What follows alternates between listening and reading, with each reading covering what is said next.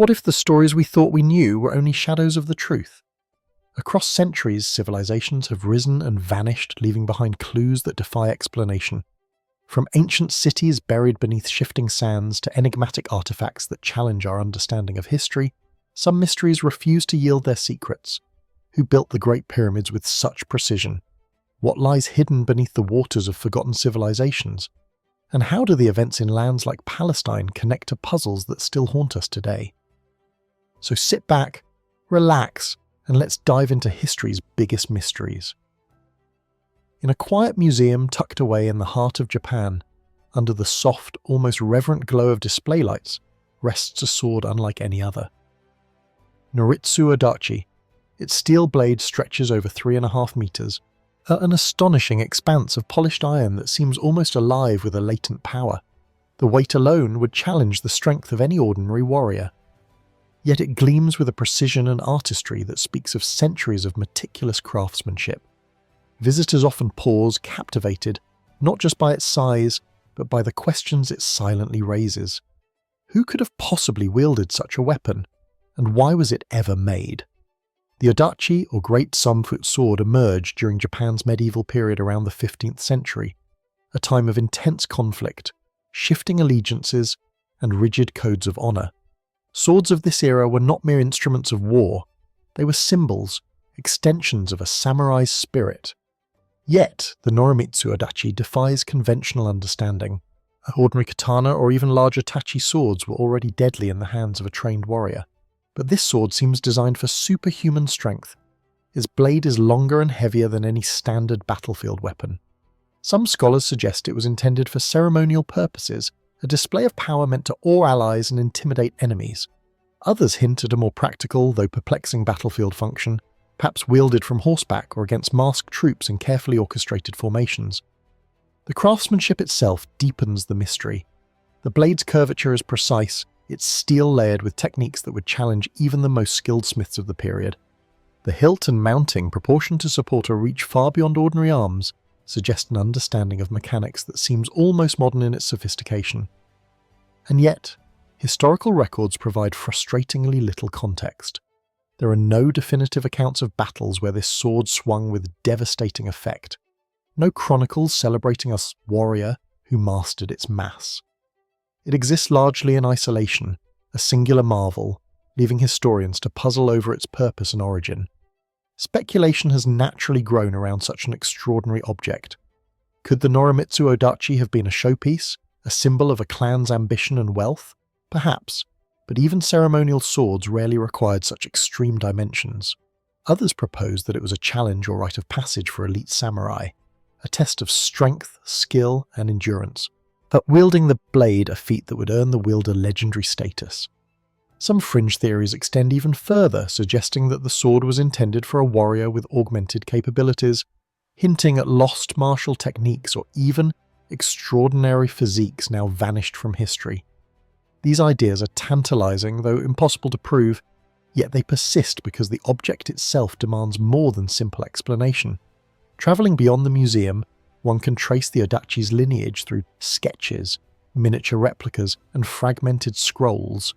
Each source provides hints of ritual, performance, or battlefield spectacle.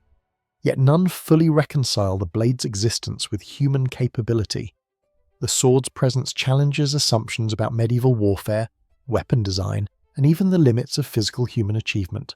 And could there have been warriors strong enough, trained enough to swing it with lethal precision? If so, what kind of society nurtured such skill? And if not, why commission a weapon that seems almost impractical, bordering on the mythical?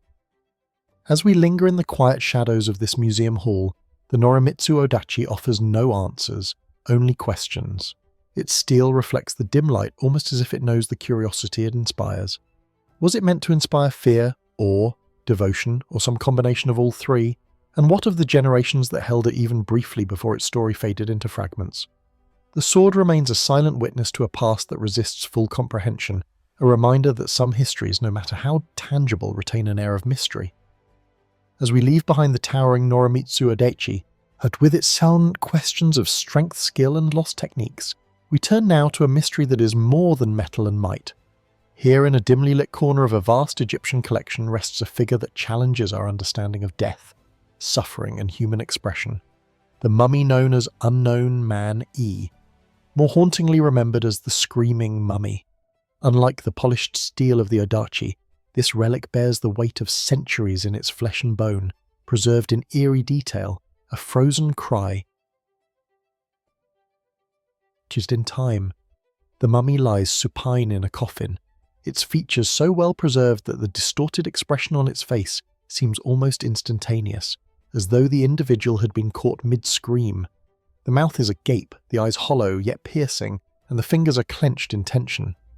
Every wrinkle of the skin, every contortion has been locked in place by the desecrating sounds of Egypt, or perhaps by the chemicals used in embalming rituals long before modern science would understand them.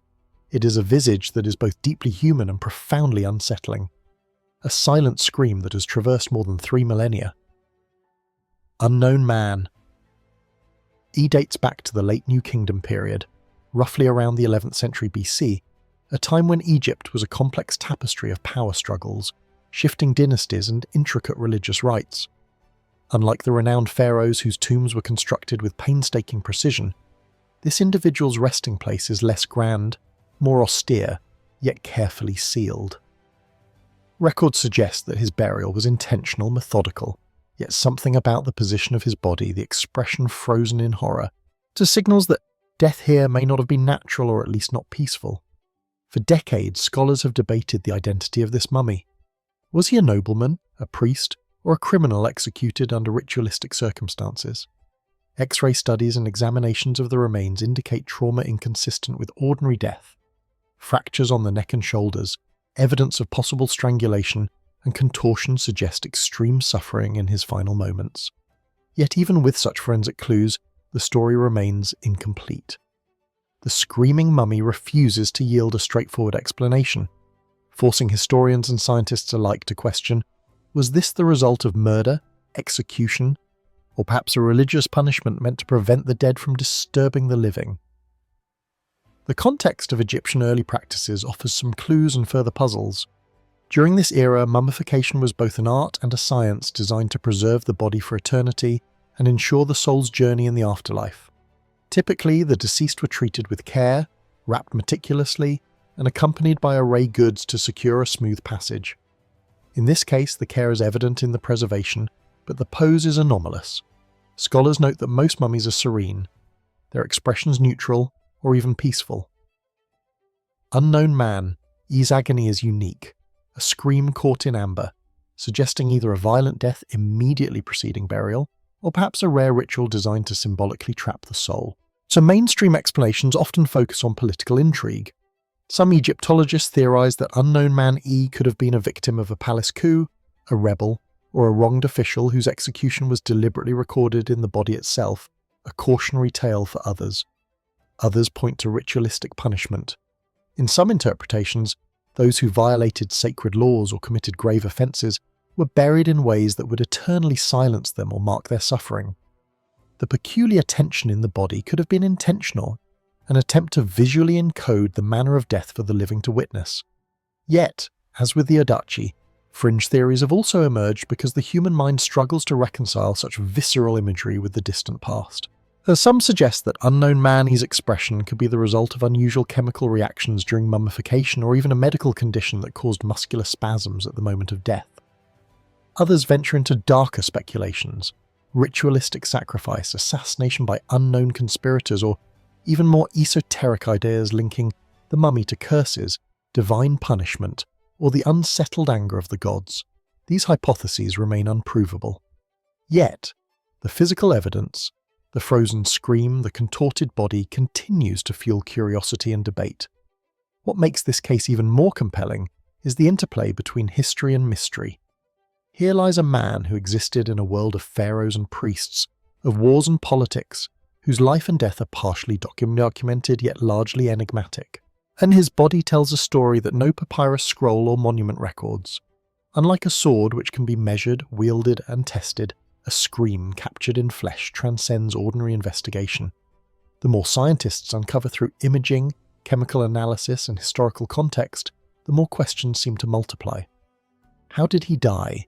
Was his suffering accidental or deliberate?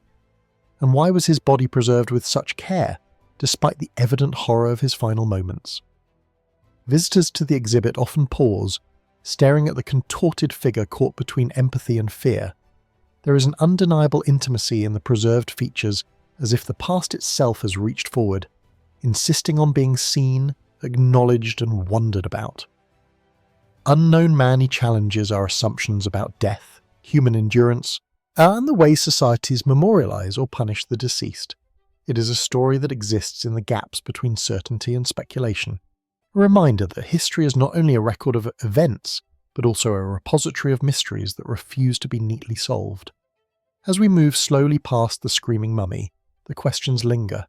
Who was this man? What final moments led to such a haunting visage? And perhaps most unsettlingly, what might still be hidden among the countless other tombs, artifacts, and remnants of human history, waiting tolerantly for the day when someone will dare to ask and wonder once more.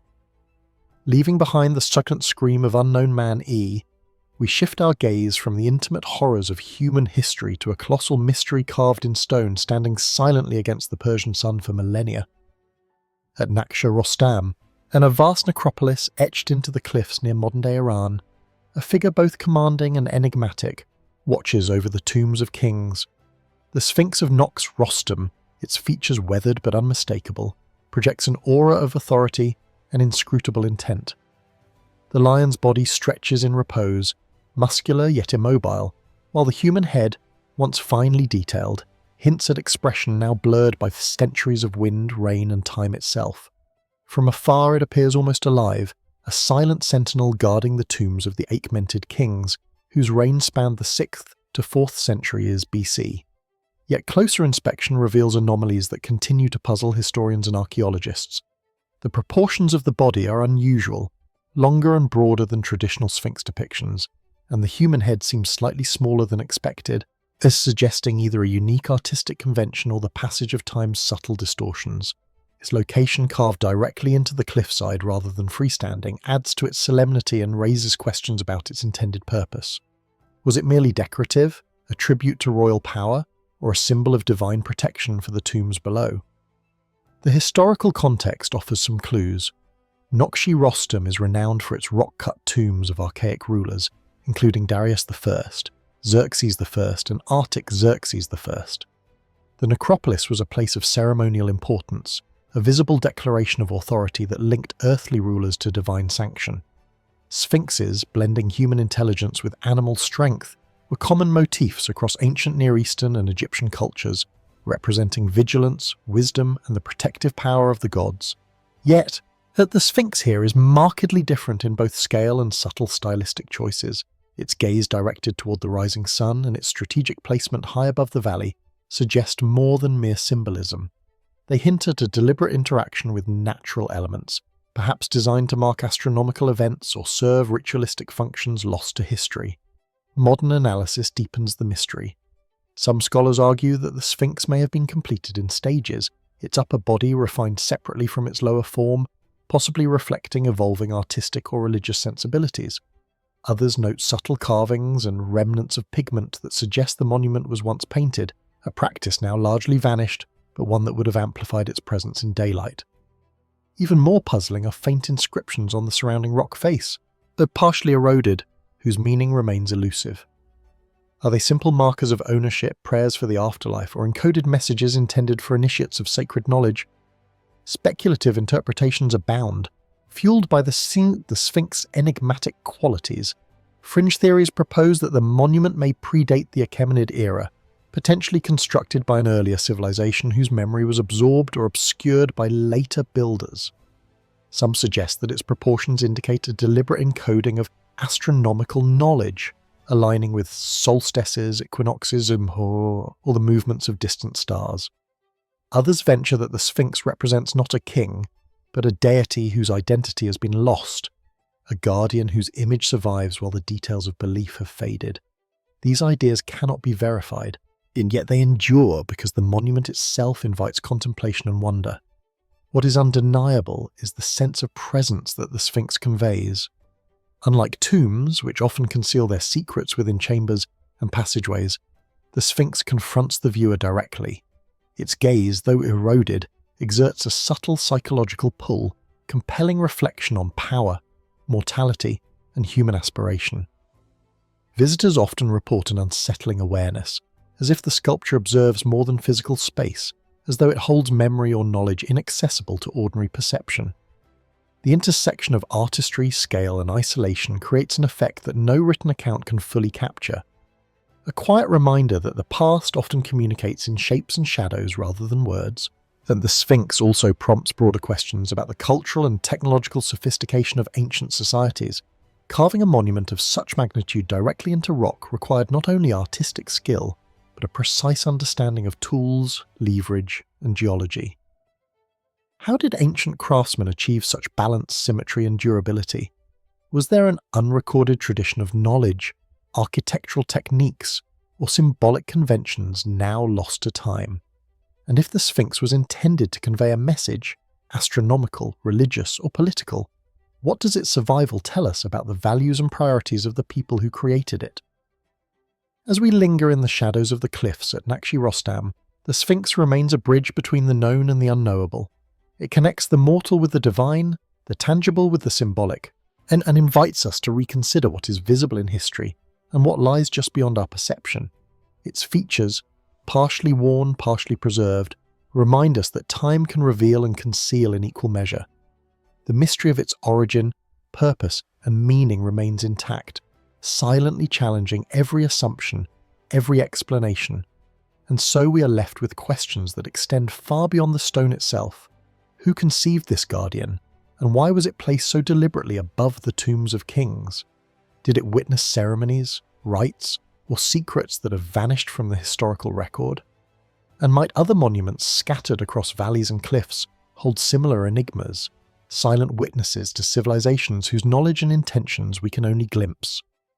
The Sphinx of Nakshi Rostam endures not only as a marvel of ancient engineering, but as an enduring invitation to wonder, a reminder that some mysteries survive the ages precisely because they cannot be fully solved. From the silent stone gaze of the Sphinx at Nakshi Rostam, we move now to a mystery preserved not in rock but in fragile, crumbling fragments of parchment.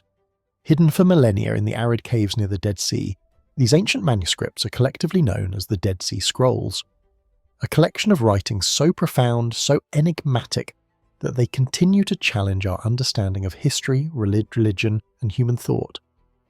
As we enter the dimly lit archives where the scrolls are carefully preserved, the air seems to hum with the weight of untold stories, each fragment whispering secrets that time itself has struggled to conceal. The scrolls are delicate, as some barely more than brittle strips of animal skin inscribed with ink that has survived more than 2,000 years. Their discovery beginning in 1947 near Kuman in what is now Palestine sent shockwaves through both archaeology and theology. Scholars found texts that ranged from copies of books familiar from the Hebrew Bible to previously unknown writings, commentaries, hymns, and apocalyptic prophecies, offering glimpses into the lives, beliefs, and struggles of the people who composed them between the 3rd century BC and the 1st century AD. Yet despite decades of study, much about the scrolls remains shrouded in mystery. The conditions of their preservation are remarkable. Hidden in caves carved into limestone cliffs, the scrolls were shielded from the elements, their fragile surfaces protected by layers of dust and sand. And some texts were painstakingly restored, pieced together like enormous delicate jigsaw puzzles. In reading them, researchers encounter not only words but questions. Why were these writings hidden? Who took the risk to conceal them? And what were they protecting? Knowledge, doctrine, or perhaps even warnings meant only for select eyes. Among the scrolls are texts that align closely with known biblical manuscripts confirming the transmission of sacred writings over centuries. Others, however, are more enigmatic. They describe sects, practices, and beliefs that diverge sharply from mainstream traditions, hinting at communities whose understanding of divinity, law, and prophecy existed at the fringes of recorded history. Some scrolls detail apocalyptic visions foretelling upheavals, celestial events, and cosmic battles that scholars interpret as metaphors. But metaphors for what? Political unrest, spiritual truths, or something even more obscure? The very act of hiding these texts invites speculation. Mainstream theories suggest that the scrolls were concealed by the Essenes, a sect living near Cuman during a period of Roman expansion and societal unrest. Perhaps they feared the destruction of their teachings or sought to protect sacred knowledge from misuse. Yet the caves themselves raise questions. Some were deliberately sealed. Others are tucked into narrow crevices nearly impossible to access, suggesting a level of care and planning that implies the contents were considered supremely important. Why these locations, and what messages were deemed too dangerous or too precious to leave exposed? Deciphering the scrolls has also revealed puzzling linguistic and textual anomalies. Variations in spelling, grammar, and syntax sometimes diverge from what would later become standardized Hebrew or Aramaic. Some scholars propose that these differences indicate multiple authors or distinct communities, each with its own interpretation of scripture and ritual. Others suggest that certain passages were intentionally coded, layered with symbolic meaning that only initiates could fully understand. Could it be that hidden within the scrolls are instructions, insights, or warnings meant to transcend generations intended to be discovered only when the world is ready? Fringe interpretations have naturally arisen, fueled by the scroll's dramatic aura and historical context. Some researchers speculate about lost knowledge, their connections to secret societies, or even forbidden prophecies that challenge conventional understanding of human history. Others suggest that astronomical codes, cylindrical systems, or hidden numerical patterns may be embedded in the text, waiting for modern techniques to unlock them. While these ideas cannot be confirmed, the scrolls themselves refuse to be sent. Their fragmented lines urging inquiry, analysis, and imagination. The human element of the scrolls is equally compelling. Each fragment, no matter how small, represents the labor of an individual or community. Scribes who meticulously copied, annotated, and preserved these words at great personal effort. The scrolls reflect devotion, fear, hope, and an intimate engagement with the divine. They are reminders that history is not only events and monuments, but also the thoughts, the beliefs and struggles of ordinary and extraordinary people seeking to make sense of their world. In that sense, the scrolls are more than documents. They are echoes of human consciousness reaching across time. Standing before them, one cannot help but be struck by the tension between preservation and loss. For every fragment recovered, countless others remain undiscovered, perhaps forever lost to the desert sands. And within each surviving piece, the margins and faded lines hold secrets yet to be fully understood. What thoughts did the original scribes hope to preserve? What warnings, guidance, or revelations were intended for those far in the future? And perhaps most provocatively, what messages still remain hidden in the shadows of these caves, waiting to reshape our understanding of the ancient world? As we leave the quiet, shadowed rooms of the Dead Sea Scrolls, the questions linger in the mind like echoes from the past. The scrolls connect us not only to a distant time, but to human curiosity itself, inviting us to contemplate the lengths to which people have gone to preserve knowledge, belief, and memory. They challenge our assumptions about what we know and remind us that even in the most thoroughly studied artifacts, some mysteries endure, waiting silently for discovery. The cliffs of Qumran rise sharply from the arid shores of the Dead Sea. Their ochre and sandstone faces are carved by millennia of wind and sun, nestled among jagged outcrops and hidden caves. The ruins of an ancient settlement cling stubbornly to the rocky slopes. Here in the quiet solitude of this remote wilderness, history whispers in fragments, half buried in dust and silence. And it was in these very caves in the mid-10th century that one of the most extraordinary archaeological discoveries of the modern era quietly emerged. The Dead Sea Scrolls. The initial find was almost accidental. A young Bedouin shepherd chasing a stray goat stumbled upon a hidden crevice, and within its shadowed depths lay jars of ancient parchment wrapped with care, yet fragile from centuries of neglect.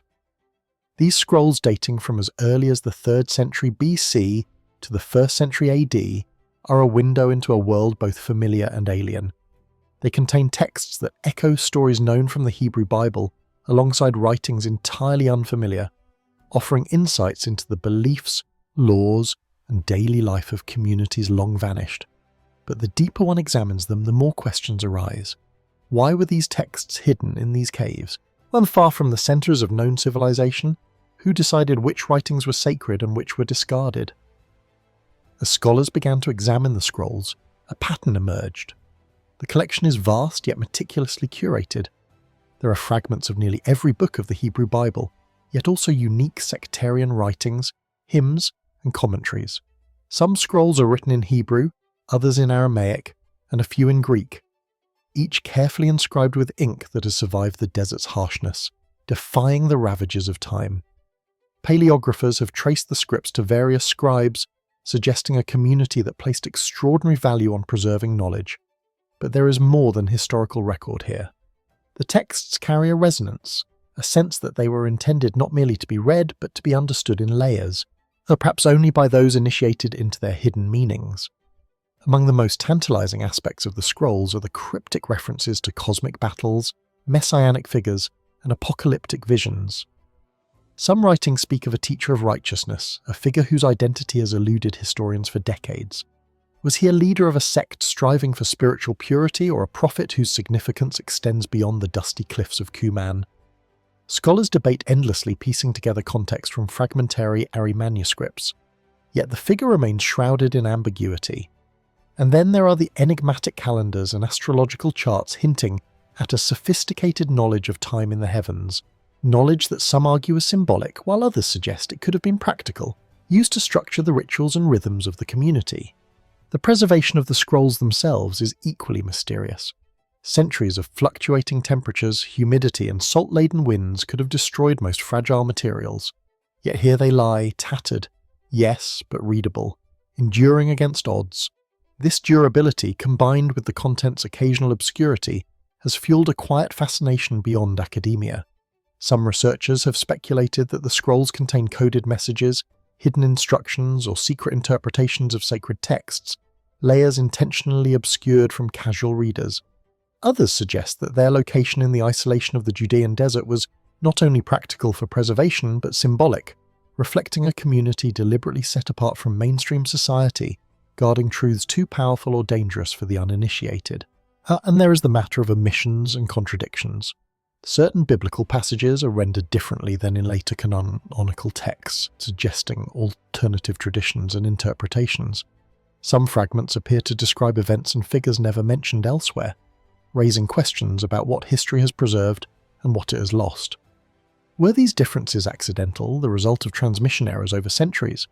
Or were they deliberate choices reflecting a worldview in which multiple truths could coexist and where the spiritual journey demanded discernment and contemplation?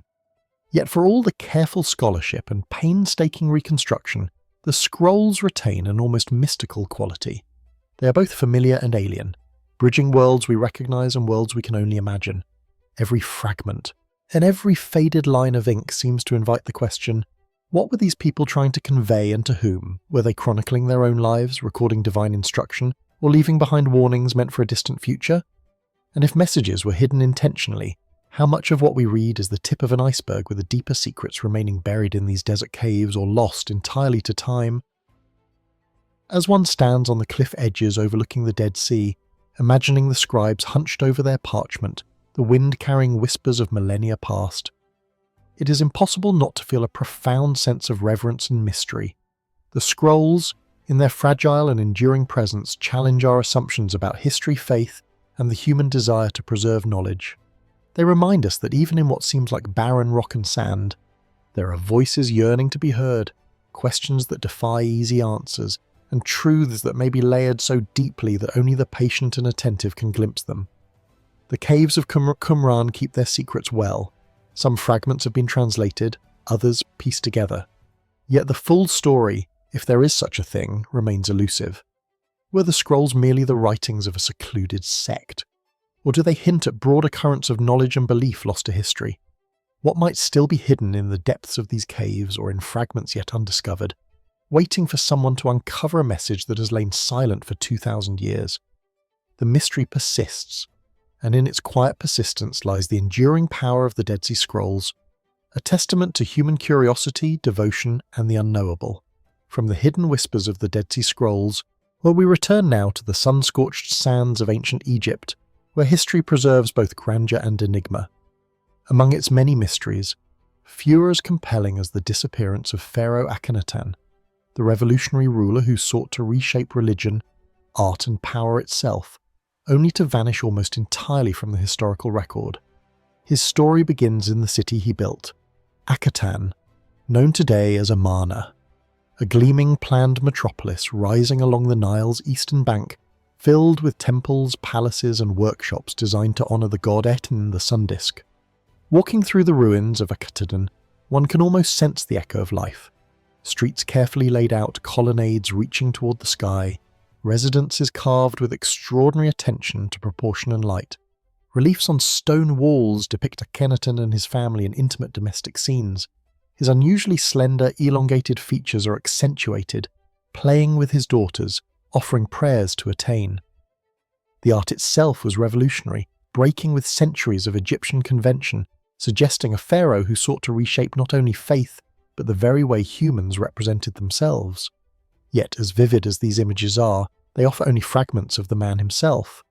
Beyond his city and his distinctive depictions, Eneten's fate is a shadow, a question mark that has haunted Egyptology for centuries. Akhenaten ruled during the 14th century BC, during the 18th dynasty, a time of relative stability and international influence for Egypt, yet his reign is marked by upheaval, religious, political and cultural. By elevating Aten above all other gods, he disrupted the entrenched priesthoods of Amun and other deities, creating friction that historians suspect may have contributed to his disappearance from records. After his death, or possible removal from power, successive rulers worked to erase his legacy. Temples were defaced, names chiselled from monuments, and images destroyed. This deliberate eraser has only deepened the mystery, raising questions about how and why a ruler who wielded such authority could be so thoroughly advanced. Mainstream theories suggest several possibilities. Some argue that Akhenaten died naturally, and that the subsequent rulers, including Tutankhamun, moved quickly to restore traditional religious practices, erasing evidence of his reforms. Others posit that he was deposed, perhaps even assassinated by factions loyal to the old religious order. The exact location of his tomb remains uncertain. While some propose that he was interred in a small unfinished tomb in Amara, others suggest he may have been buried in the Valley of the Kings under a different identity, his body hidden or misidentified to prevent desecration. Yet even with these mainstream explanations, anomalies persist. Skeletal remains found in Amarna attributed tentatively to Akhenaten or members of his family yield inconclusive results. DNA testing, facial reconstruction, and forensic study have provided clues, but no certainty. The physical evidence hints at illness, malformation, or genetic conditions. Yet these observations cannot explain why his memory was so aggressively obliterated. Did he fall victim to disease? Or was his erasure a political act so complete that even centuries of archaeological work cannot fully recover it? Speculative theories deepen the intrigue. Some researchers suggest that Eneten may have fled his city in fear of revolt or assassination, taking his family into exile. Others propose that his religious revolution was more radical than currently understood, perhaps involving secret knowledge or practices that were deliberately hidden, leaving little trace for posterity. Fringe ideas even suggest that his unusual appearance in reliefs, elongated skull, slender frame, and exaggerated features reflects hidden esoteric symbolism or medical conditions that were misinterpreted by contemporaries, adding layers to the story of his disappearance. Each hypothesis illuminates a different facet of the mystery, but none provide definitive answers, leaving Eneten suspended between history and speculation. The psychological and cultural impact of his disappearance is as compelling as the physical evidence. A ruler who sought to transform society so completely that he dared to defy millennia of tradition inevitably left ripples far beyond his reign. Art, architecture, and literature were altered, suppressed, or redirected in response to his reforms. The erasure of his name and memory created a vacuum in historical narrative, prompting later generations to reconstruct Egypt's past around the absence of a man who once sought to dominate both faith and iconography. How does the civilization reconcile the memory of a leader whose legacy has been systematically expunged, yet whose influence lingers in subtler, almost imperceptible ways? Walking through the remnants of Akhenaten today, the mystery of Akhenaten feels almost tangible. The sun-drenched streets, the skeletal remains of temples, the fragments of inscriptions all speak to a pharaoh who lived boldly, challenged convention, and then vanished into history's shadows. The city he built, once vibrant and filled with devotion to attain, now echoes with silence, a testimony to both human ambition and the fragility of memory. Visitors can almost imagine the tension of that era, devotion and rebellion, faith and fear, creation and destruction, all intersecting in the life and disappearance of a single man. Akhenaten's story challenges our understanding of power, faith, and historical preservation. And here's a reminder that history is rarely complete and that even monumental figures carefully documented and immortalized in stone and papyrus can vanish from the record when society deems it necessary. The questions surrounding his disappearance remain unresolved. Did he die quietly in Amarna, or was he removed by unseen hands? Was his erasure a calculated act of political necessity, or the natural consequence of religious upheaval? And what other secrets might still be hidden beneath the sands, in tombs unexcavated, in artifacts misidentified, waiting for discovery by future generations? From the sun-drenched streets of Akhenaten and the vanished figure of Akhenaten, we turn now to a place where the elements themselves seem to guard the secrets of a forgotten tragedy. High in the Garhwal Himalayas, at an elevation of over 5,000 meters, lies Lake Rupkund, a small glacial pond often hidden beneath snow. Its waters are deceptively serene. Yet beneath its icy surface and scattered along its shores, hundreds of human skeletons lie in silent testimony to a catastrophic event that occurred centuries ago. They are not carefully arranged tombs or ceremonial burials, but remains that suggest sudden violent death. The lake, known locally as the Skeleton Lake, challenges our understanding of human endurance, fate, and the mysteries of life in extreme environments. The first skeletal discoveries date back to the 1940s when hikers stumbled across the scattered bones. Scientific investigations later confirmed that the remains belonged to multiple groups of people who had perished abruptly, and their bodies exposed to the harsh mountain climate. Carbon dating places these deaths around the 9th to 10th centuries AD, though some skeletons are even older, suggesting that the lake may have been the site of repeated tragedy over time. The sheer number of individuals combined with the evidence of violent trauma raises immediate questions. What brought these people to this remote altitude, and why did so many meet their end here in such a devastating manner? Close examination of the bones provides tantalizing if incomplete answers. Many skulls show signs of blunt force trauma, fractures consistent with sudden impacts rather than long-term decay or post-mortem damage. Limbs are often broken, sometimes in patterns that suggest a single catastrophic event, perhaps a sudden storm, an avalanche, or a hail of falling stones. Yet, the variation in age, sex, and apparent health of the individuals complicates the picture. They were not a single family or military unit, but a diverse group, some possibly travellers, others pilgrims, and still others whose identities remain a mystery. How, in an era of limited survival equipment, did these people even reach such a forbidding environment? Mainstream theories attempt to reconcile the evidence with natural hazards. The region is known for violent storms, extreme snowfall, and sudden hailstorms, conditions that can quickly overwhelm unprepared travellers. Some researchers argue that the lake's victims were pilgrims or traitors caught in a freak storm with blunt force injuries caused by falling ice or rock. Others propose a series of misadventures where multiple groups over time succumb to the mountain's dangers, to leaving a cumulative record of human misfortune. Yet while plausible, these explanations do not fully account for certain anomalies, patterns of injury that appear too precise, clusters of individuals in close proximity, and occasional evidence of deliberate positioning of some bones as though rituals were involved. This has led some scholars and observers to consider alternative, more enigmatic possibilities. Could Lake Rupkund have been the site of ancient ritual sacrifices intended to appease mountain deities or ensure safe passage through treacherous terrain? The Himalayas have long been associated with spiritual practice, pilgrimage, and mystical beliefs, and the notion of ritualized offerings to the gods is consistent with broader regional traditions. Could the skeletal remains be a record of devotion or of punishment, ceremonial or otherwise, recorded in the harshest of landscapes? Further complexity emerges when considering genetic studies and isotope analysis. Recent investigations suggest that some of the individuals originated from distant regions of South Asia, while others may have travelled from as far afield as the Eastern Mediterranean. This diversity raises even more questions. Why would people from such desperate locations converge at this remote lake? Was it part of an established pilgrimage route, a trade path, or something else entirely? Perhaps a spiritual gathering now lost to history? And if the deaths were the result of natural hazards, why did they strike so suddenly, leaving so little trace of survival or escape? Fringe hypotheses abound, from the poetic to the speculative.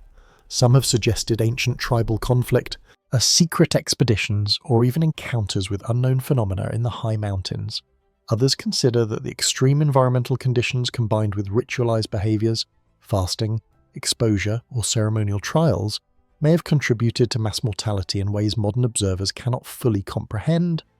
Each theory, while unproven, reflects the enduring fascination that arises when human tragedy intersects with the unknowable forces of nature and culture. Walking along the shores of Lake Rupkund today, the silence is profound. The water glimmers like glass in the sunlight, betraying nothing of the horror beneath or the stories embedded in each skeletal fragment. The human imprint on this landscape is both intimate and distant, a reminder of mortality in an unforgiving world. Visitors often describe an eerie sense of presence, and as though the mountains themselves remember the lives that ended here, and perhaps still carry warnings to the living. The combination of isolation, extreme altitude, and human vulnerability creates a palpable tension, a quiet contemplation of how fragile life can be, and how quickly the narrative of human existence can vanish into the elements. The story of Lake Rupkund challenges us to consider the boundaries between accident, violence, and ritual. Were these deaths a cruel twist of fate, an act of nature, or an intentional human practice lost to time? And what other sites, equally remote and inaccessible, might conceal similar mysteries, waiting silently under ice, rock, or soil?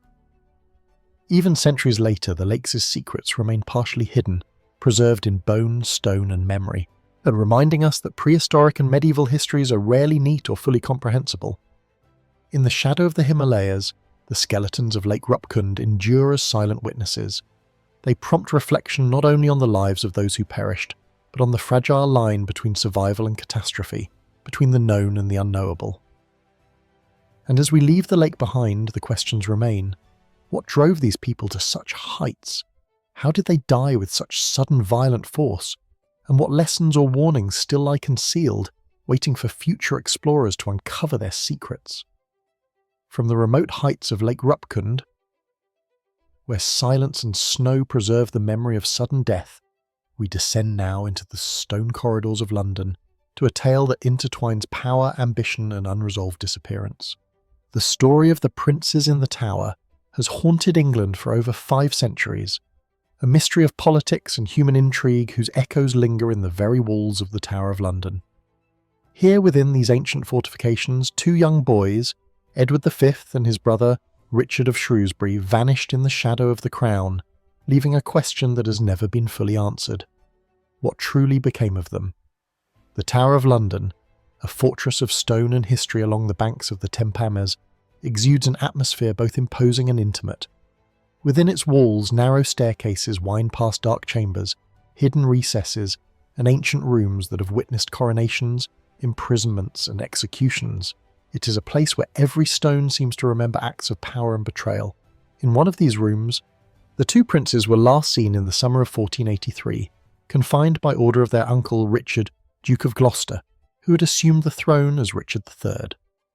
The circumstances surrounding their confinement are well documented, yet their fate remains profoundly mysterious, leaving historians, authors, and the public grappling with what may have happened behind these walls.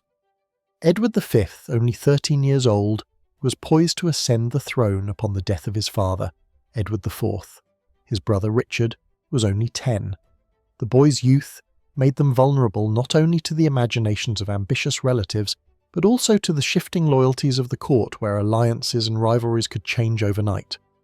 When their father died, the boys were placed under the protection of their uncle Richard, a man both powerful and politically savvy. But within weeks, Richard declared Edward's birth illegitimate and assumed kingship himself. The princes were moved into the tower ostensibly for their safety. But after that moment, historical records grow frustratingly silent. Archaeological and textual evidence confirms that the boys were never seen publicly again. The chambers in which they were held have been examined extensively, yet no definitive physical traces remain, leaving only circumstantial clues. Chroniclers of the period hint at ominous possibilities. Yet these accounts are coloured by political allegiances, bias, and the passage of time. Some describe the boy's removal as a prelude to murder. Others suggest a more sinister neglect that allowed disease or malnutrition to claim their lives. The truth, if it ever existed in full, has been obscured by centuries of secrecy, the destruction of records and conflicting narratives. Mainstream historians propose several plausible scenarios.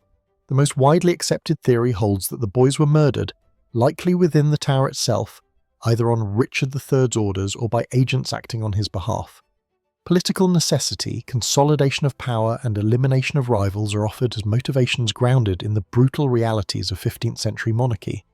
Archaeological digs near the tower's Chapel of St. John have occasionally uncovered human remains, some attributed speculatively to the princes, yet identification is impossible, leaving the theory largely circumstantial. Another theory suggests the boys may have survived temporarily, hidden or spirited away by loyal supporters. Chroniclers like Dominic Mancini hint at the possibility that they were removed from the tower under secrecy, perhaps to protect them from the lethal ambitions of adults surrounding them. Could Edward and Richard have lived, at least for a time, in obscurity, their identities concealed to shield them from the deadly intrigues of court? If so, where did they go, and why has no trace ever been recovered to support this notion? Speculative and fringe interpretations add further layers to the mystery. Some propose that the princes were victims of a political conspiracy involving other members of the Yorkist faction, or even agents acting independently to reshape the line of succession.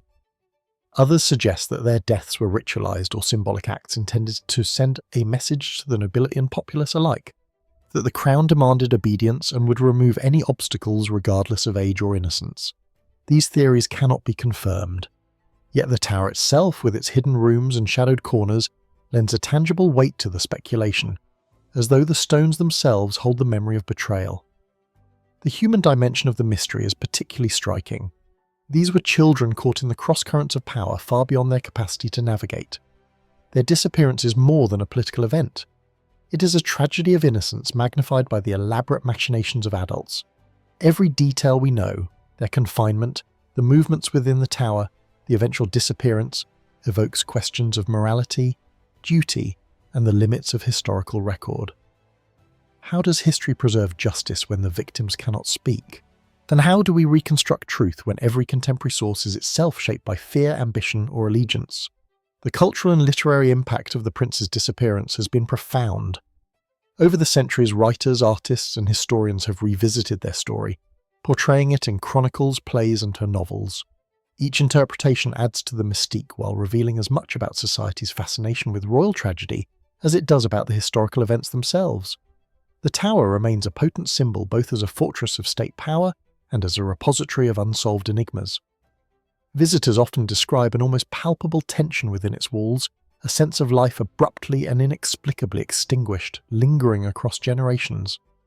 Modern investigations have attempted to shed further light.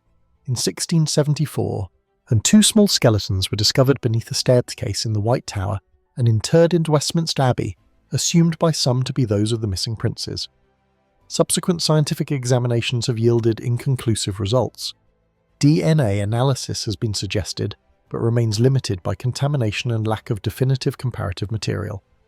Each attempt to unlock the mystery, each forensic or historical investigation produces more questions than answers, revealing the limits of knowledge, even in an age of advanced technology. The disappearance of the princes in the tower invites reflection not only on a specific historical event, but on the fragile intersection of power, memory, and mortality. It reminds us that even in well-documented societies, profound mysteries can persist, unresolved across centuries. Were the boys murdered, exiled, or hidden by forces unknown? And if they survived, why did their existence vanish entirely from subsequent accounts?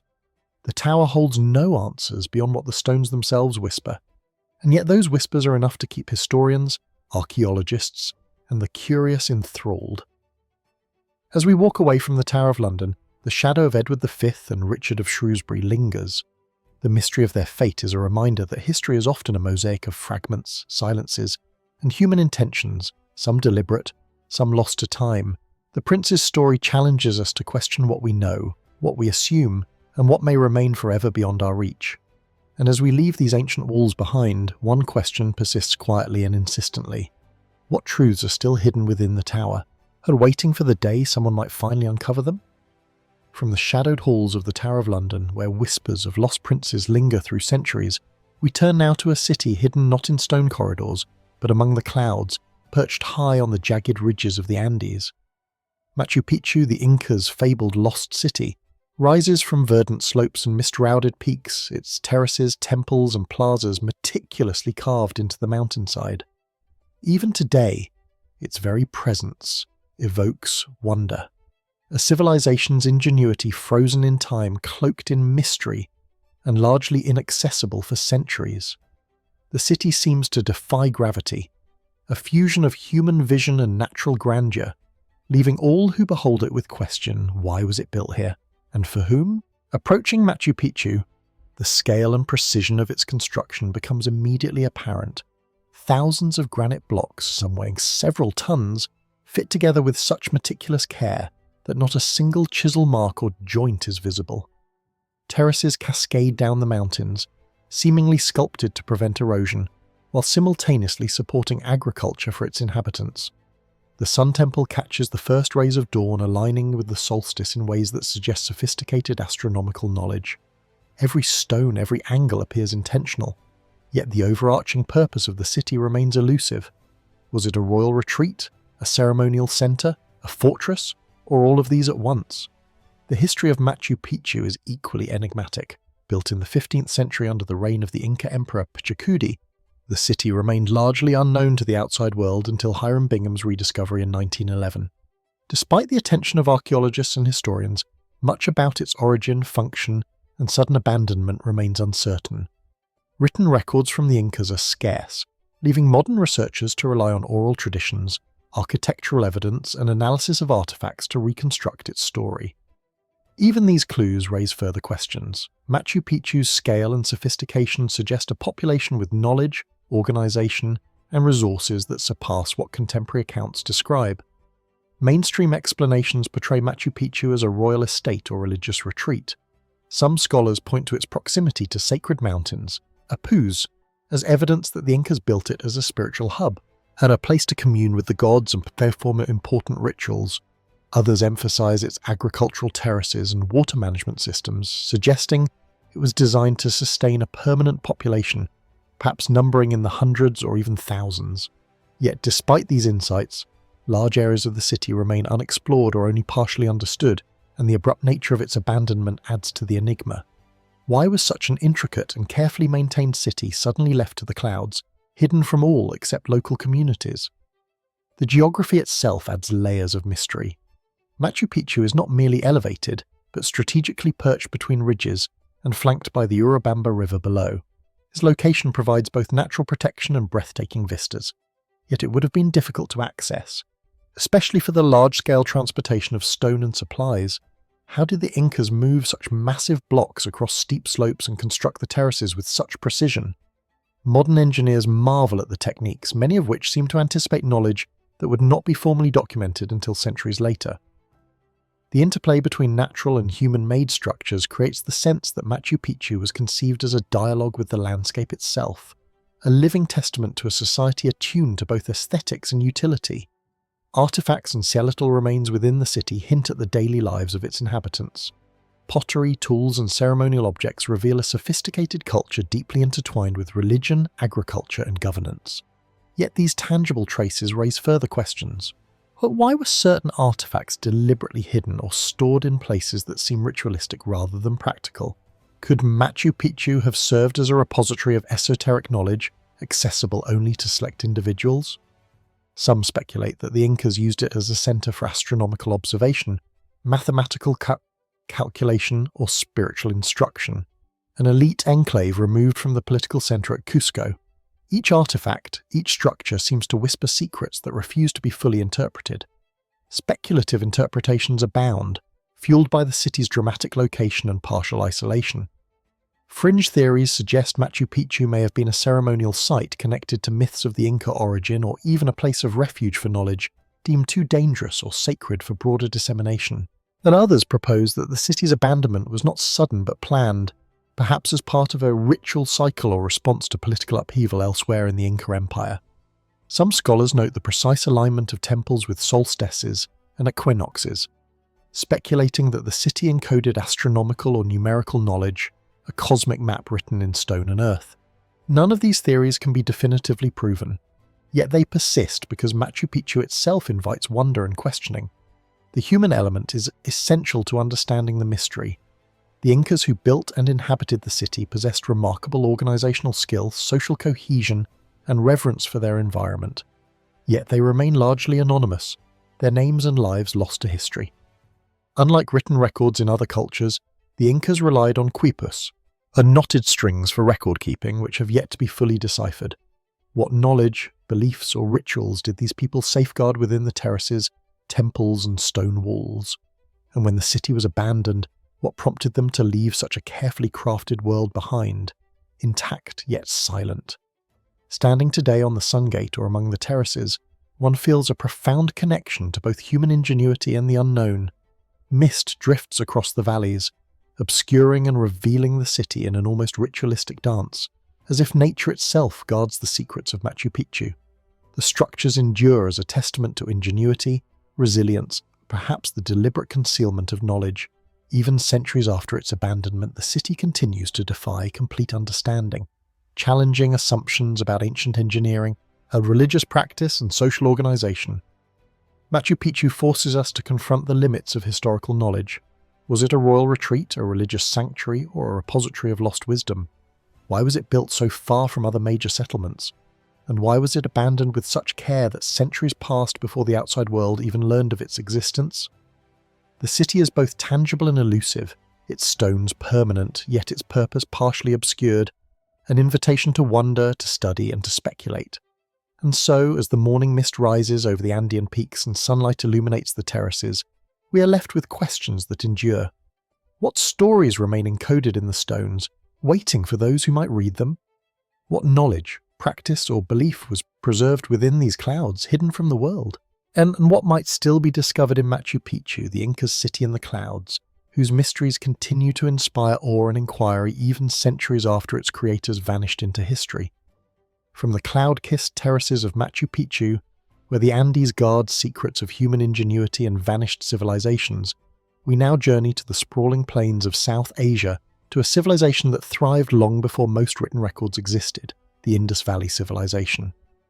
At its heart lies one of history's most enduring enigmas, the Harappan script, a collection of symbols etched on seals, pottery, and tablets whose meaning has eluded scholars for over a century. Though we can trace the grandeur of this civilization through its cities, trade networks, and sophisticated urban planning, the language it used to communicate remains a puzzle, and a whisper from the past we have yet to decipher. Walking through the ruins of Harappa and Mohenjo-daro, one is immediately struck by the precision and order of these ancient cities.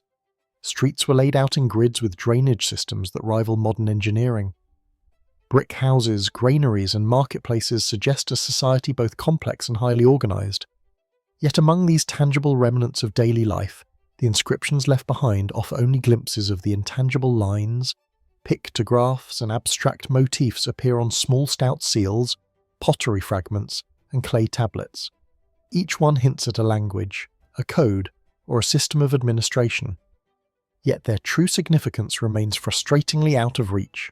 Discovered during excavations in the 1920s and 1930s, the Harappan script immediately captured the imagination of archaeologists and linguists. Unlike other ancient writing systems such as Egyptian hieroglyphs or Mesopotamian cuneiform, it shows no obvious connection to later scripts. The symbols are compact, often appearing in sequences of 4 to 6 characters, with rare instances of longer inscriptions. Despite decades of study, attempts to assign phonetic or linguistic value to the symbols have produced tantalizing hypotheses, but no definitive translation. Could this be an administrative shorthand, a ritual language, or a fully developed writing system whose logic we have not yet comprehended? Mainstream scholarship has approached the script cautiously. They're noting that the brevity of surviving texts and the lack of bilingual inscriptions like a Harappan rotter stone makes decipherment exceedingly difficult. Some researchers argue that the symbols represent economic transactions or property marks used by merchants and artisans to track goods, ownership, or trade. Others suggest that the inscriptions may encode personal names, clan identifiers, or titles of office. In every case, the brevity of the sequences leaves the wider context invisible, forcing scholars to extrapolate meaning from probability and comparison rather than direct evidence. Yet even within these mainstream explanations, anomalies remain. Some seals appear to contain sequences arranged in highly deliberate patterns, suggesting rules of syntax or grammar. Others include pictorial elements, animals, humans, god or abstract motifs whose purpose may be symbolic, religious, or ideological rather than practical. Why would a script designed for recording include seemingly decorative or ceremonial components? Could these signs reflect a dual function, both practical and spiritual, bridging commerce, law, and ritual in ways that modern observers struggle to understand? Speculative theories have emerged, fueled by the script's unresolved status. Some suggest that the Sherpas possessed a form of proto-literacy far ahead of contemporary societies, encoding knowledge of astronomy, cosmology, or sacred rituals into compact symbols. Others propose that the script may have been intentionally obscured over time, surviving only in fragments that preserve hints of a language once rich with meaning. A more fringe notion posits that the Harappan script represents a lost intellectual tradition, one that may have influenced later writing systems indirectly, yet without leaving a readable legacy. While tantalizing, none of these hypotheses can be verified, leaving the symbols as silent witnesses to a culture whose inner life remains partially veiled. Archaeologists also debate the relationship between the script and the decline of the Indus Valley civilization. As cities were abandoned around 1900 BC, inscriptions became scarcer, raising questions about literacy and cultural continuity. Did the ability to write vanish along with centralized urban authority? Were records deliberately destroyed, lost, or simply neglected as populations migrated or faced environmental challenges? And if so, what knowledge, history, or governance structures were lost along with the script? Every question highlights both the sophistication of the Harappans and the fragility of human memory preserved in symbols on stone or clay. The human aspect of the mystery is equally compelling. Each seal or tablet represents an individual act of inscription, a decision to encode meaning to communicate across time and space. The Harappan scribe, whether merchant, priest, or official, invested thought, skill, and purpose into these marks. And yet, while their hands left traces for us to see, the voices behind them remained silent, a bridge to the past that we cannot yet cross. How did these individuals view their world? What did the symbols mean to them in daily life, in ceremony, or in trade? And when the cities fell into decline, how much of that knowledge faded with them, leaving only cryptic traces in the earth? The mystery of the Harappan script also forces us to confront the limitations of modern analysis. Despite advances in computing, linguistics, and statistical modelling, no definitive breakthrough has yet revealed the system's structure or meaning. Could we be missing a crucial element? Cultural context, a parallel script, or even an overlooked artifact that would unlock understanding? And if the script is never deciphered, what does that say about our ability to reconstruct fully the lives and thoughts of civilizations that left no oral or textual successors? As we move among the ruins of Mohenjo-daro or Harappa, examining small seals or fragments of pottery, the sense of mystery is almost tactile. The script is both present and absent, tangible in its physical form but invisible in its meaning, that it invites reflection on what it means to be literate, to record and to preserve human thought. It also reminds us that civilizations are more than monuments or cities. They are voices, sometimes lost, sometimes echoing faintly through symbols we cannot yet interpret. The Harappan script endures as a silent, unresolved testament to human ingenuity, organization, and communication. Each line, curve, and pictograph represents a civilization that thrived thousands of years ago, leaving behind a world we can reconstruct only partially. And so, as we leave the dusty streets of Harappa behind, one question remains. What knowledge, stories, or wisdom are still hidden in those undeciphered symbols? And what might we learn if we could finally hear the voices of the Harappans speaking across millennia through the script they left behind, and still waiting for discovery? From the undeciphered symbols of the Harappan civilization, where messages etched in clay and stone have resisted our understanding for millennia, we shift now to a mystery much closer in time, yet no less enigmatic. On a quiet stretch of Florida's coastline stands the Coral Castle, a sprawling assemblage of megalithic stones, monolithic gates, and meticulously carved structures, all the work, so it is said, of a single man. The castle's pale limestone blocks rise from the earth with astonishing precision, arranged in ways that defy easy explanation, prompting the question that has fascinated visitors for generations. How could one man armed with nothing more than ingenuity and sheer determination create such a monument? As you approach the Coral Castle today, the scale and intricacy of the site immediately impress. Massive cens, some weighing several tons, are shaped with smooth surfaces, sharp angles, and interlocking joints. Towers, walls, and tables appear carefully positioned, with certain structures oriented towards celestial events like solstices and equinoxes. A massive stone gate, perfectly balanced on a single pivot, swings with the lightest touch, inviting speculation about forces and techniques long since forgotten. The environment itself seems to amplify the mystery. The Florida sky overhead, the gentle rustle of wind through the surrounding trees, and the quiet hum of distant traffic contrast sharply with the otherworldly precision of the stones. The story of Coral Castle begins with Edward Leedskin, a Latvian immigrant who arrived in the United States in the early 20th century. And known for his small stature, he was just over 5 feet tall. Leaded Scaling began work on the site in secrecy, often labouring alone under the cover of night. He claimed to possess knowledge of the secrets of the pyramids, alluding to techniques that would allow him to move and carve enormous blocks single-handedly. By the time of his death in 1951, the castle had grown into a complex of more than 1,100 tons of stone crafted with meticulous attention to form, balance, and alignment. How could one man without modern machinery achieve such feats? Mainstream explanations suggest that Leedskalin relied on simple tools, pulleys, levers, and ingenuity to manipulate the massive blocks. Accounts from those who observed him at work hint at clever applications of basic mechanical principles, so perhaps combined with trial and error developed over decades. Yet these explanations, while plausible, often fail to satisfy the imagination. How could a single individual, often working at night, move stones weighing multiple tons with such apparent ease? How did he achieve the delicate balance of the gates and the precision of the carvings without assistance or documentation? The questions themselves seem to hover, suspended above the limestone like the stones themselves. Speculative theories abound, fueled by both Leedskalin's own cryptic statements and the seemingly impossible nature of the construction. Some suggest that he had rediscovered forgotten knowledge of magnetism or leverage, a secret once known to the builders of ancient megaliths. Others venture further, and proposing that Callan had uncovered esoteric or scientific truths lost to modern understanding, allowing him to defy conventional expectations of physics. Fringe interpretations even hint at the use of anti-gravity principles or invisible forces, though such ideas remain beyond verification. The castle's reality, however, does not require mystical explanation to evoke awe. It is enough to marvel at the human capacity for ingenuity, persistence, and vision. Equally fascinating is Leedskin's motivation.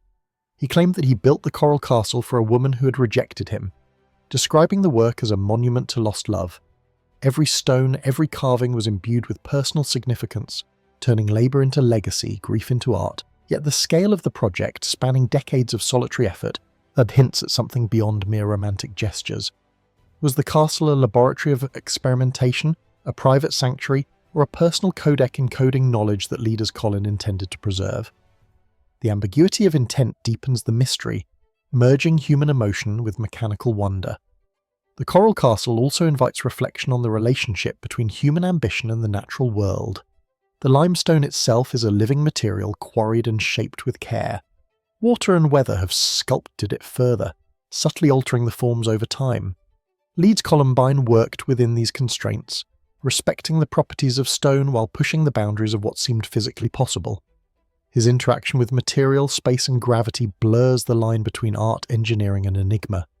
The result is a site that feels alive, and as though the stones themselves hold knowledge, responding to touch and gaze in ways both tangible and elusive.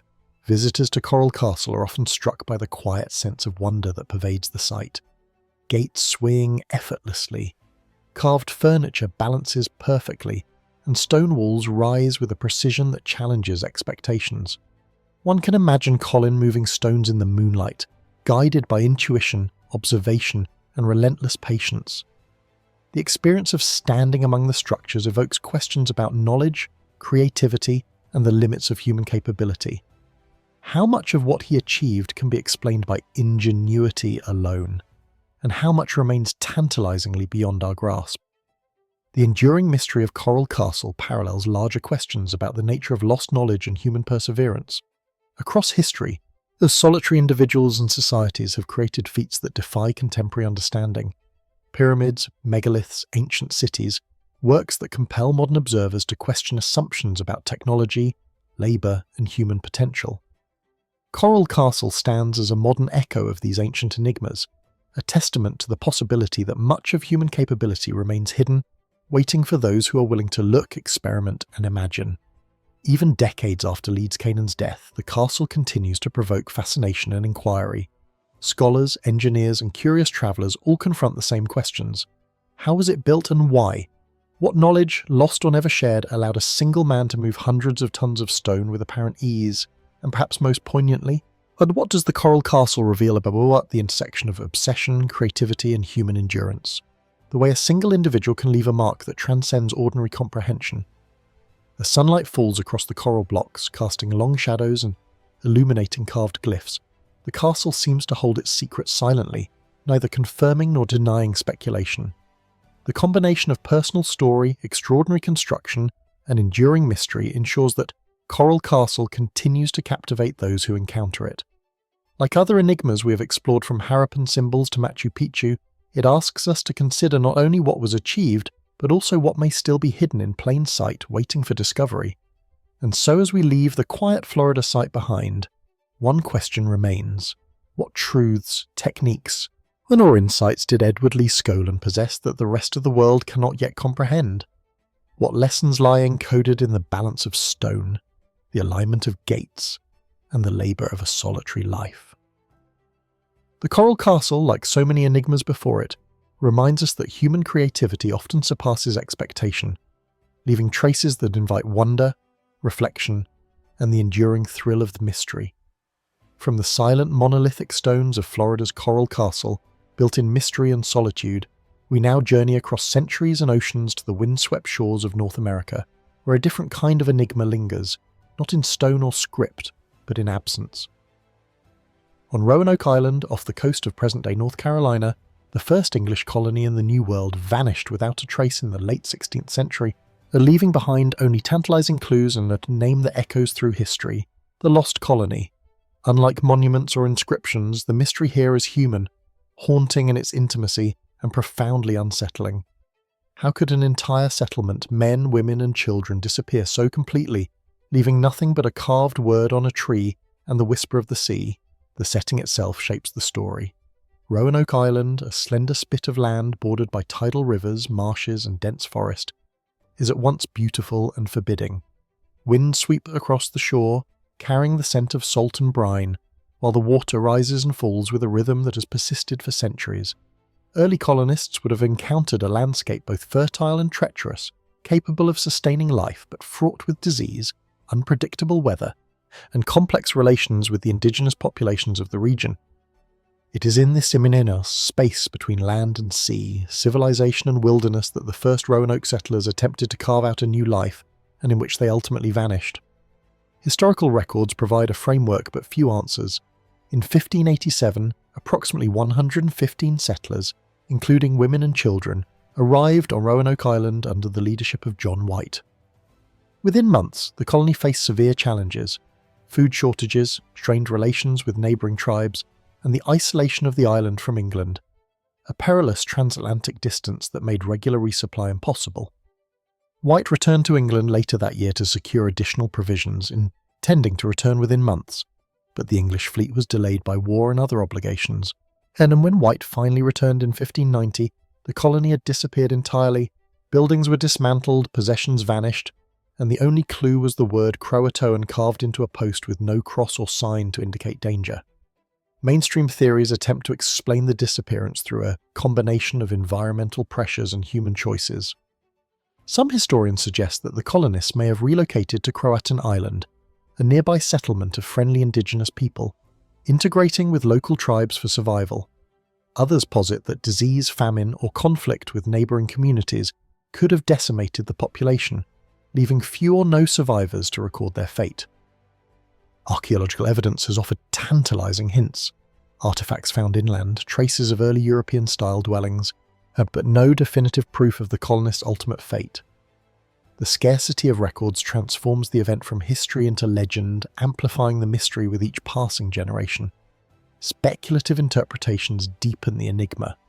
Some suggest that the colonists attempted a perilous journey inland, following rivers and trails in search of resources or safety, only to succumb to natural hazards or hostile encounters. Others propose more extraordinary scenarios, hidden caches of survivors, clandestine relocations orchestrated with local tribes, or even secret networks of European settlers seeking to evade Spanish or other colonial powers. Fringe theories extend into the realm of the improbable, imagining mysterious forces, supernatural intervention, or alien involvement. But the enduring fascination lies not in sensationalism, but in the profound absence of closure. The human dimension of the lost colony is especially compelling. Children, women, and men, people who had crossed the Atlantic, leaving behind homes, families, and familiar landscapes vanished, leaving behind nothing but questions. What thoughts and fears haunted them in their final days? How did they respond to the pressures of survival, isolation, and uncertainty? The only message left, Croatoan, is a silent testament, a word carved in hope, warning, or direction, yet opaque to those who later sought its meaning. The silence of Roanoke speaks as loudly as any written record, a human absence that echoes through centuries. Archaeological and scientific investigations have attempted to illuminate the mystery. Excavations on Roanoke and surrounding islands have uncovered European artifacts, the foundations of temporary shelters, and remnants of trade with local tribes. While these discoveries hint at movement or integration, they fail to provide definitive evidence of the colony's fate. Forensic analysis of skeletal remains in the region has yet to produce conclusive connections to the lost colony, and any potential documentation or correspondence that might clarify events has been lost to time. Each piece of evidence both illuminates and deepens the mystery, suggesting possible scenarios while leaving the ultimate answer just beyond reach. The geography and climate of Roanoke contribute further to speculation. Hurricanes, tidal flooding, and dense forest could have forced the settlers to disperse, relocate, or perish. The island's proximity to other settlements, both indigenous and European, had offered as potential avenues for integration or conflict, but the lack of definitive records ensures that these possibilities remain conjectural. Even the word Croatoan raises questions. Did it indicate a tribe, a place, or a final plan? Was it a sign left in desperation, a navigational clue, or an attempt at communication across time and space? The lost colony resonates because it is more than an unsolved historical event.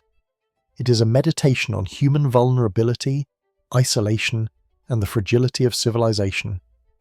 Entire communities full of hopes, fears, and everyday lives vanished into the landscape, leaving only whispers in wooden soil. It challenges assumptions about colonization, survival, and human resilience, reminding us that even in an age of navigation, settlement, and expansion, the natural world and circumstance can overwhelm human intention. Visitors to Roanoke Island today encounter a place of quiet beauty and subtle tension. The forested paths, tidal estuaries, and windswept fields suggest both possibility and peril. Walking among these landscapes, one can almost imagine the colonists moving through the undergrowth, carrying supplies, tending children, seeking shelter, or leaving messages in hope that someone someday would understand. The landscape itself becomes a participant in the story, preserving and erasing history in equal measure. The mystery of Roanoke invites reflection on memory, documentation, and human ambition. Unlike monumental structures or preserved artifacts, the colony's story is marked by absence, by gaps in the historical record, by what is not known. And it forces us to confront the limitations of evidence, the fragility of human plans, and the profound weight of questions that endure across generations. How much did the colonists understand about the risks they faced? How did they attempt to communicate their fate? And what truths might still lie buried beneath the soil, waiting for archaeologists, historians, or chance to uncover them? In the quiet hush of the Carolina coast, the lost colony of Roanoke remains an enigma, a ghost of human ambition and uncertainty. Its story connects us to the endurance, courage, and fragility of those who came before, while also reminding us that history is rarely neat or complete. And as we leave the shores of Roanoke behind, one question persists. What ultimately became of the men, women, and children who vanished into the forest, leaving only a single word carved in wood as a trace of their existence, still echoing across the centuries?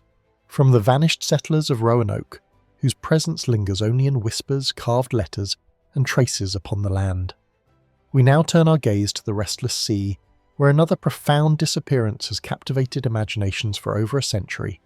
The Mary Celeste, a ship found drifting in the Atlantic Ocean in 1872, fully intact but mysteriously abandoned, remains one of history's most compelling maritime enigmas. Unlike the colony whose fate was swallowed by forest and tide, the Mary Celeste drifted silently across open water, her decks empty, her cargo untouched, leaving behind a question that has intrigued sailors, historians, and investigators ever since. What became of her crew? The Atlantic that carried the Mary Celeste is a landscape of both beauty and peril. Waves roll in endless patterns beneath a sky that can shift from calm serenity to violent tempest in moments. Salt spray and fog obscure vision, creating a world in which humans are at the mercy of nature's whims. On December 4th, 1872, the ship was discovered by the crew of the De Gretia, a Canadian brig off the Azores. She floated upright, sails partly set, her cargo of denatured alcohol undisturbed, and yet there was no one aboard.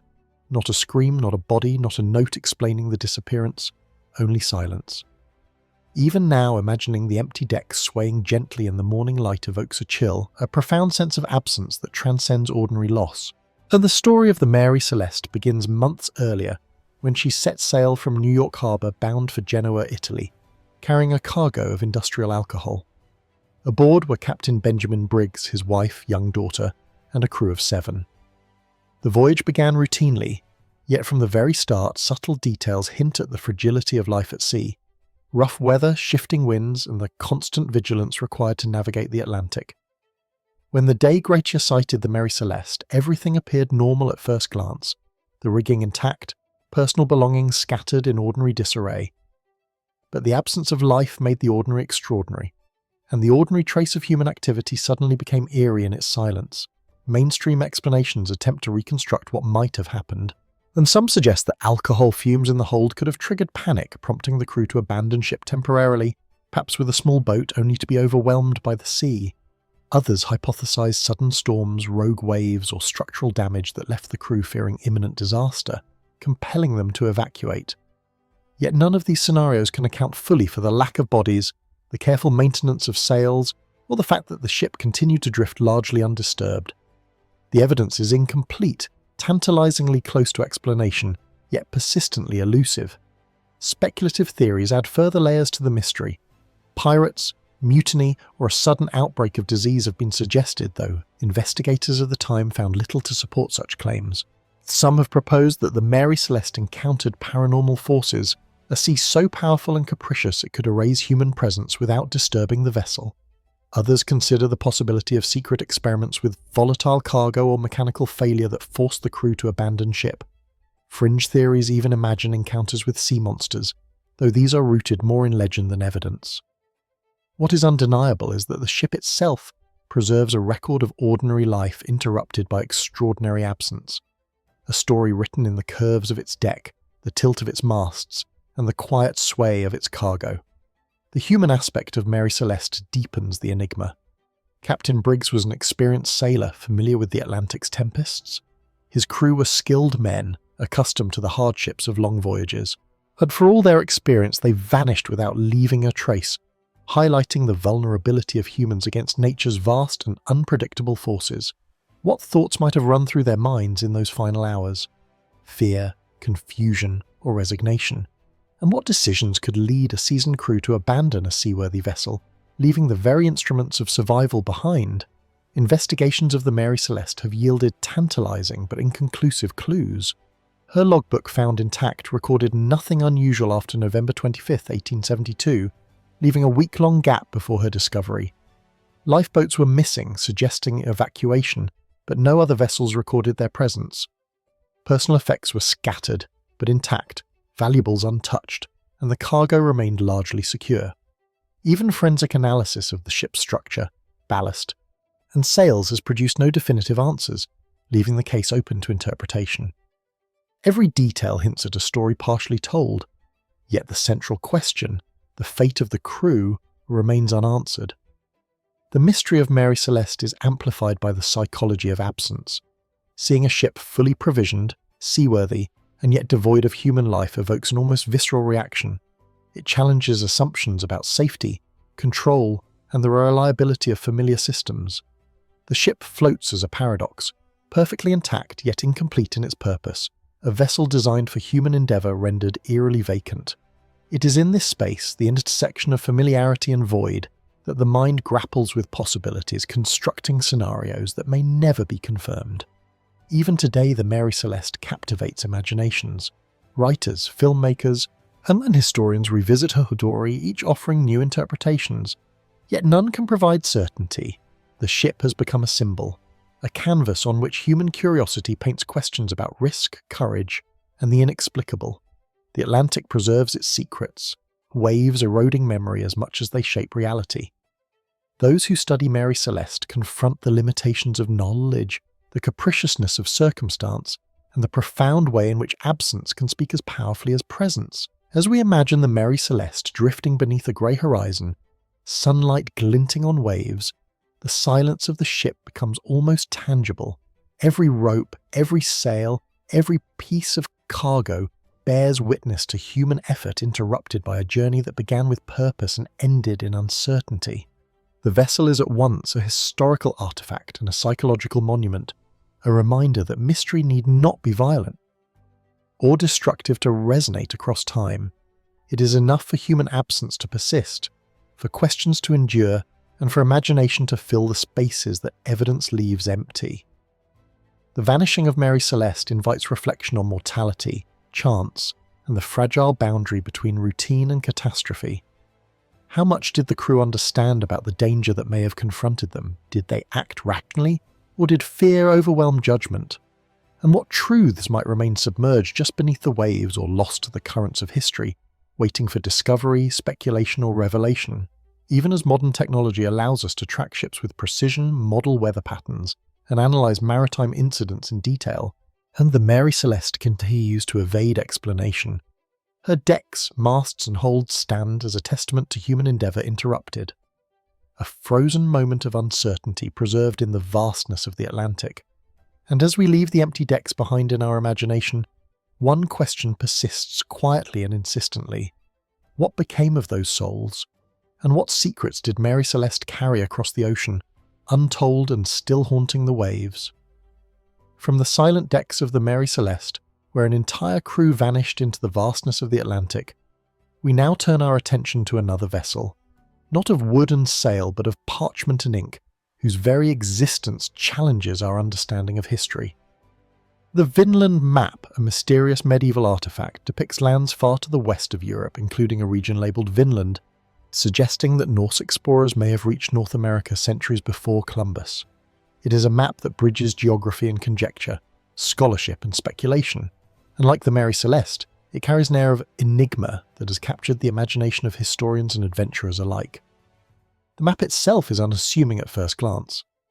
A single sheet of vellum, yellowed with age, slightly warped from centuries of storage, bears lines of black ink tracing coastlines, rivers, and settlements. Latin inscriptions identify regions, including familiar territories of Europe and Africa. But it is the far western extension Vinland that has fascinated scholars since the map first emerged in the mid-10th century. There, beyond the known world of medieval Europe, lies a land that hints at voyages, discoveries, and encounters that history books have long ignored or overlooked. The parchment seems fragile, yet it carries the weight of centuries as if each stroke of ink contains whispers of lost journeys and untold stories. The Vinland map first surfaced publicly in 1957, when it was brought to light by scholars examining medieval documents at Yale University's Beyer Library. Its sudden appearance provoked excitement and skepticism alike. Mainstream historians noted that the map appeared consistent with known medieval cartographic practices.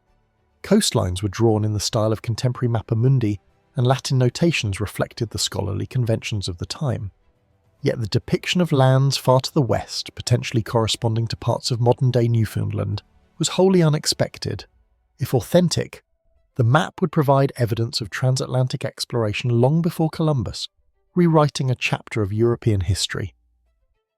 Scientific examination has produced tantalizing but inconclusive results. Analyses of the ink, parchment, and chemical composition have suggested dates ranging from the early 15th century to later periods, leaving open questions about the map's authenticity. Some studies indicate the presence of substances that could have been used during medieval times, while others argue that certain components may reflect modern fabrication.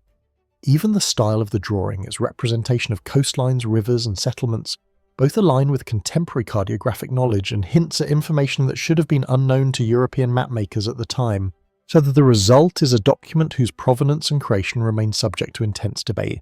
Mainstream scholarship has approached the Vinland map cautiously.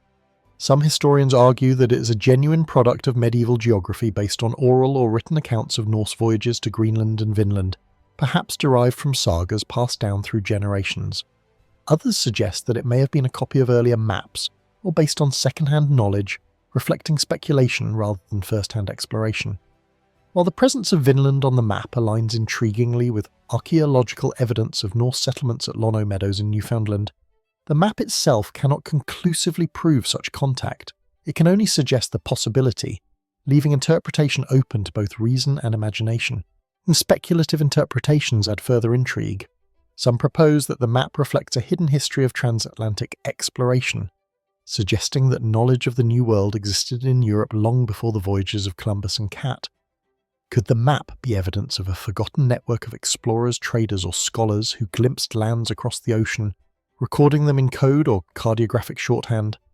Others speculate that the map may have been a hoax created for political, economic, or scholarly purposes, its purpose to assert claims or prestige rather than document discovery. Each theory, whether mainstream or fringe, underscores the central fascination. The map points toward a history we may only partially understand, a story written in ink and shadow.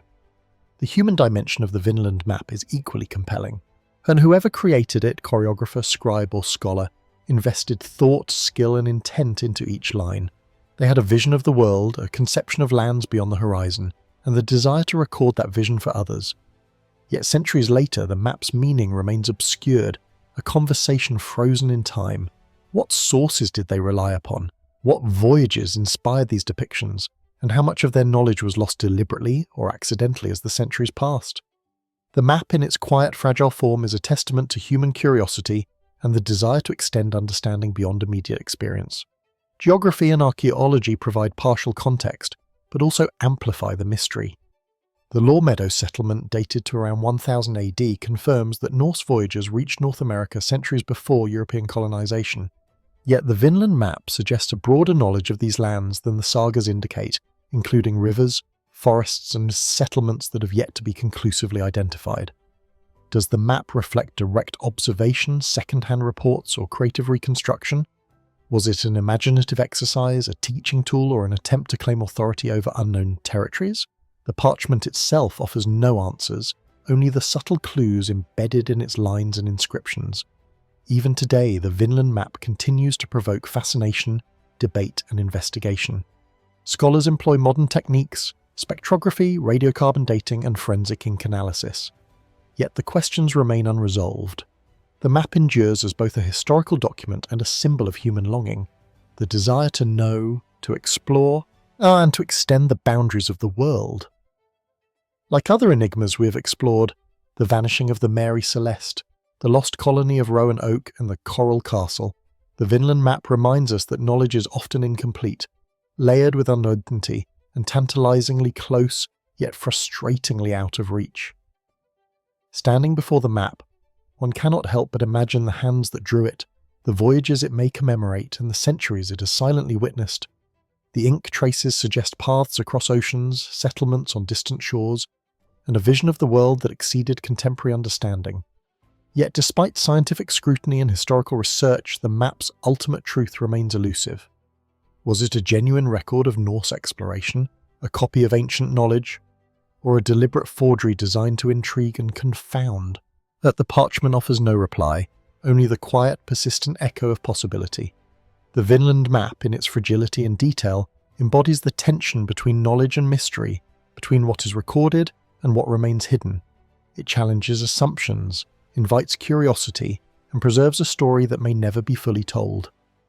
And as we trace the coastlines of Vinland with our eyes, wondering who first glimpsed these distant shores, one question remains. What secrets of exploration, travel, and human ambition lie hidden in the folds of history, waiting for discovery, interpretation, or perhaps simply for the imagination to fill in the gaps that time has left behind? The sun hangs low over the endless dunes of the empty quarter, the Rube alkali painting the sands in deep molten shades of gold and crimson, and the wind whispers through the towering ridges of sand, carrying with it the memory of a land that has been largely untouched for millennia. Beneath these sweeping deserts of southern Arabia lies a story long buried, a city that may have been real or may exist only in legend, the fabled city of Ubar, often referred to as the Atlantis of the Sands. The first glimpses of Ubar come not from archaeology but from the echoes of ancient texts. The Quran mentions a people called Adi who were said to inhabit a city of grandeur, wealthy and mighty, yet destroyed by a divine wind for their arrogance and corruption. Early Arab geographers like al-Hashimi and al-Muqaddasi referenced a prosperous desert settlement long vanished, its ruins swallowed by the relentless sands.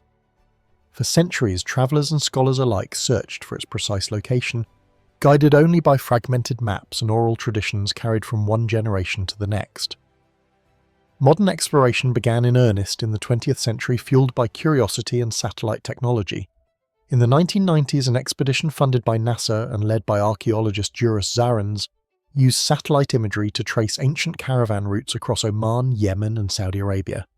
These lines etched into the desert for thousands of years pointed to a network of trade and travel, suggesting the existence of a major trading hub at the heart of the Arabian Peninsula. Some believed that Ubar had thrived along these routes, trading frankincense, myrrh, and other precious commodities with distant empires.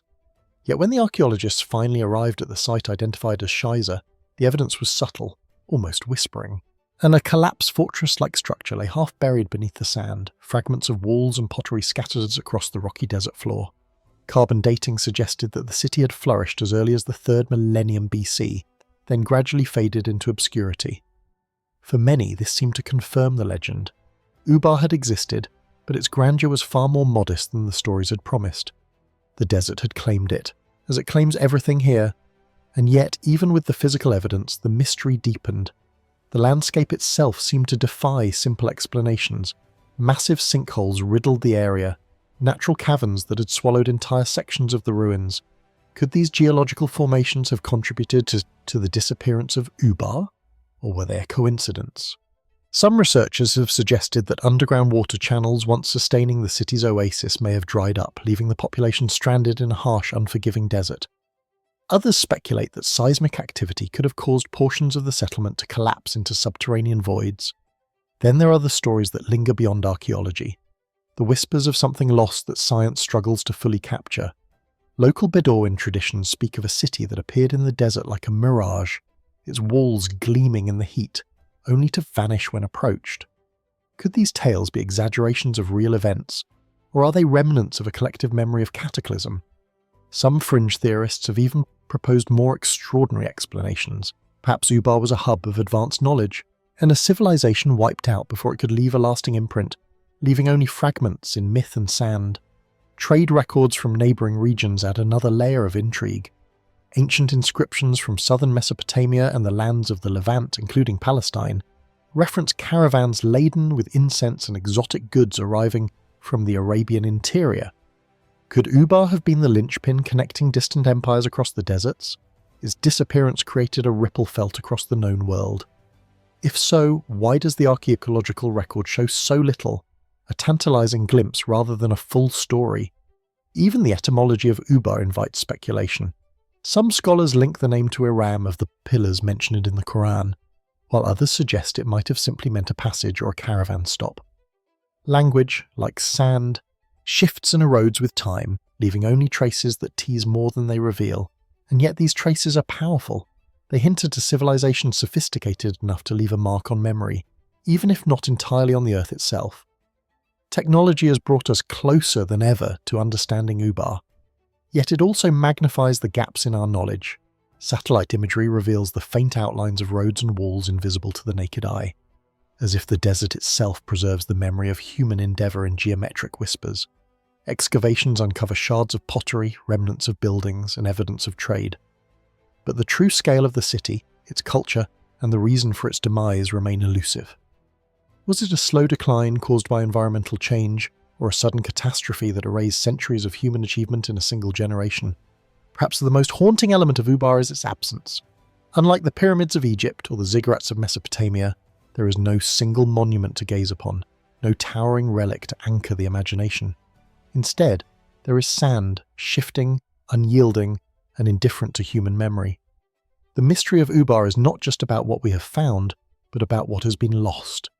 In a land that has seen the rise and fall of countless civilizations, Ubar remains a question suspended between history and legend, tangible and intangible, all at once.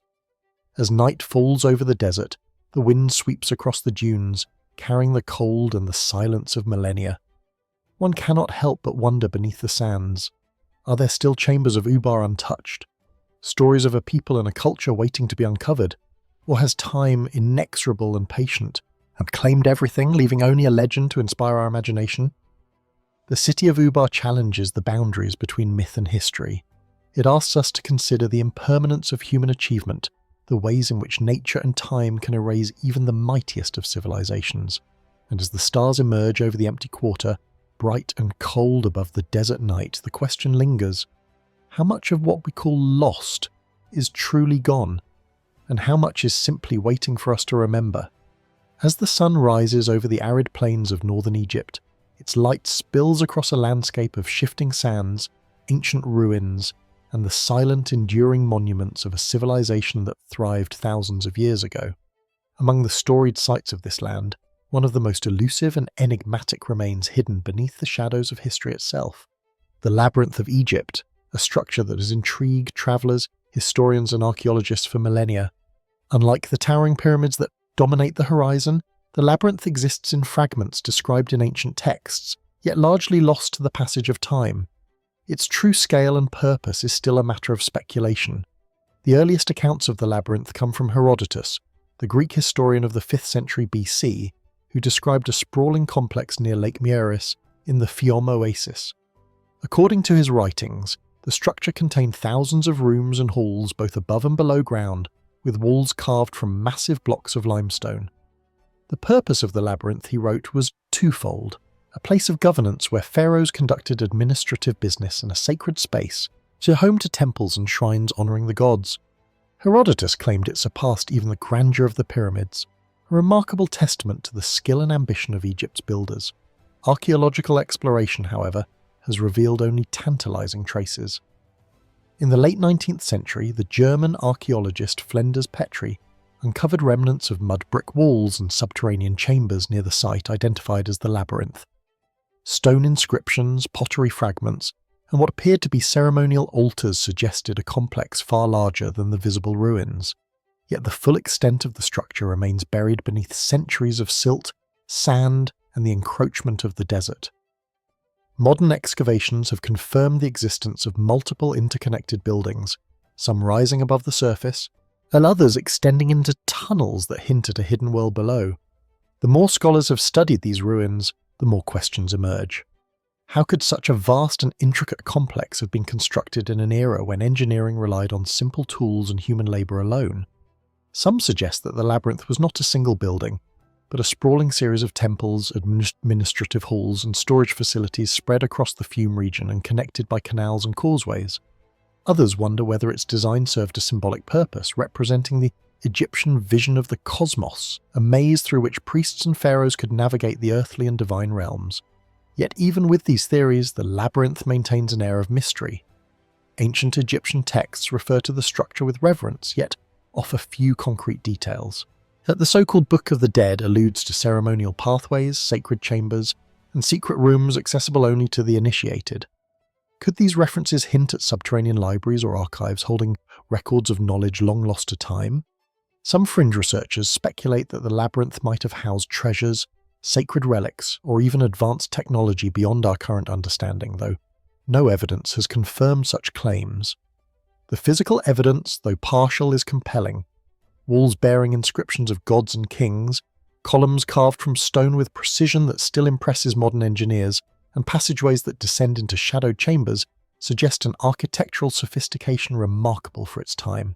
Certain corridors align with astronomical markers, prompting speculation that the labyrinth may have served as more than a political or religious centre. Perhaps it was a repository of cosmic knowledge, a place where Egyptian priests mapped the heavens as meticulously as the land below. Even the scale of the labyrinth is debated. Classical sources describe it as covering an area larger than the City of Thieves, yet the excavated remains occupy only a fraction of this. Was the rest buried beneath centuries of sedimentation? Or were these accounts exaggerated over time, transformed by travellers' awe and the human tendency to mythologize? Some researchers suggest that canals surrounding the complex may have been misinterpreted as walls or streets, inflating the perception of its size. Others, considering the ingenuity of Egyptian engineering, would argue that the labyrinth may indeed have extended far beyond what has been unearthed, hidden beneath desert sands and agricultural fields reclaimed over the centuries. Local lore adds another layer of intrigue. Villagers in the Fam region speak of tunnels and hidden chambers beneath their feet, stories passed down through generations. Some claim that certain sections are sealed by ancient curses or protected by labyrinthine passages designed to confuse intruders. While such tales are impossible to verify, they echo the ancient descriptions of a structure designed not only to impress, but to confound, guiding the initiated while concealing its deepest secrets. The labyrinth's enigmatic nature extends even to its demise. While no cataclysmic event destroyed the complex, the rise of successive civilizations, shifts in the Nile's course, and the relentless encroachment of desert sands led to its gradual obscurity. Over time, the memory of its grandeur faded, surviving only in texts and oral traditions. And yet, even in partial ruin, the labyrinth continues to challenge our understanding of ancient Egypt, reminding us that for all the pyramids, temples, and monuments that survive, some achievements have been almost entirely erased by time. Modern technology offers new ways to explore these mysteries. Ground-penetrating radar, satellite imagery, and 3D modelling allow archaeologists to glimpse structures hidden beneath layers of earth and sand, revealing patterns invisible to the naked eye. Yet with each discovery comes more questions. Are we seeing the labyrinth as it truly was, or merely fragments reshaped by centuries of natural forces and human intervention? Yet could there be chambers still untouched, holding stories and artifacts that would reshape our understanding of Egyptian civilization? As the wind sweeps across the fume plains, stirring dust and the faint scent of Nile silt, one cannot help but feel a sense of awe. The labyrinth exists both as a historical site and as a symbol, a reminder of the ambition and ingenuity of those who came before and of the mysteries that endure even in the face of human curiosity. Unlike the pyramids, which dominate the landscape and the imagination, the labyrinth invites subtle contemplation, urging us to consider not only what remains, but what may still lie hidden beneath the earth, waiting to be rediscovered. The story of the labyrinth is not one of closure, but of questions that stretch across millennia. What secrets did its chambers hold? And how much knowledge and culture has been lost to time? And perhaps most compellingly, how much of our history lies just out of reach, buried beneath sands we have yet to fully uncover? The labyrinth of Egypt reminds us that some mysteries are never entirely solved. They endure quietly beneath the desert, inviting us to wonder, explore, and imagine. High in the wind-swept Altiplano of Bolivia, near the shores of Lake Titicaca, lies a landscape both harsh and mesmerizing. Rugged mountains rise sharply from salt-encrusted plains, their peaks bathed in the cool light of dawn, while the lake stretches endlessly, a mirror reflecting clouds in sky. It is here, amid this stark, almost otherworldly terrain, that one of the most enigmatic artifacts of the ancient Americas was discovered, the Fuente Magna Bowl. Small in size but immense in mystery, the bowl has captivated archaeologists, linguists and historians since it first came to wider attention in the 1950s. Its surface is unassuming, carved from a hard local stone, yet it bears inscriptions whose meaning and origin challenge conventional narratives of human history. The bowl was found near a modest archaeological site in the vicinity of the Fuente Magna complex, a region dotted with stone ruins whose origins remain partially obscured by the passage of time. Unlike the monumental constructions of Tiwanaku or the Incan centers that would flourish centuries later, these ruins are subtle.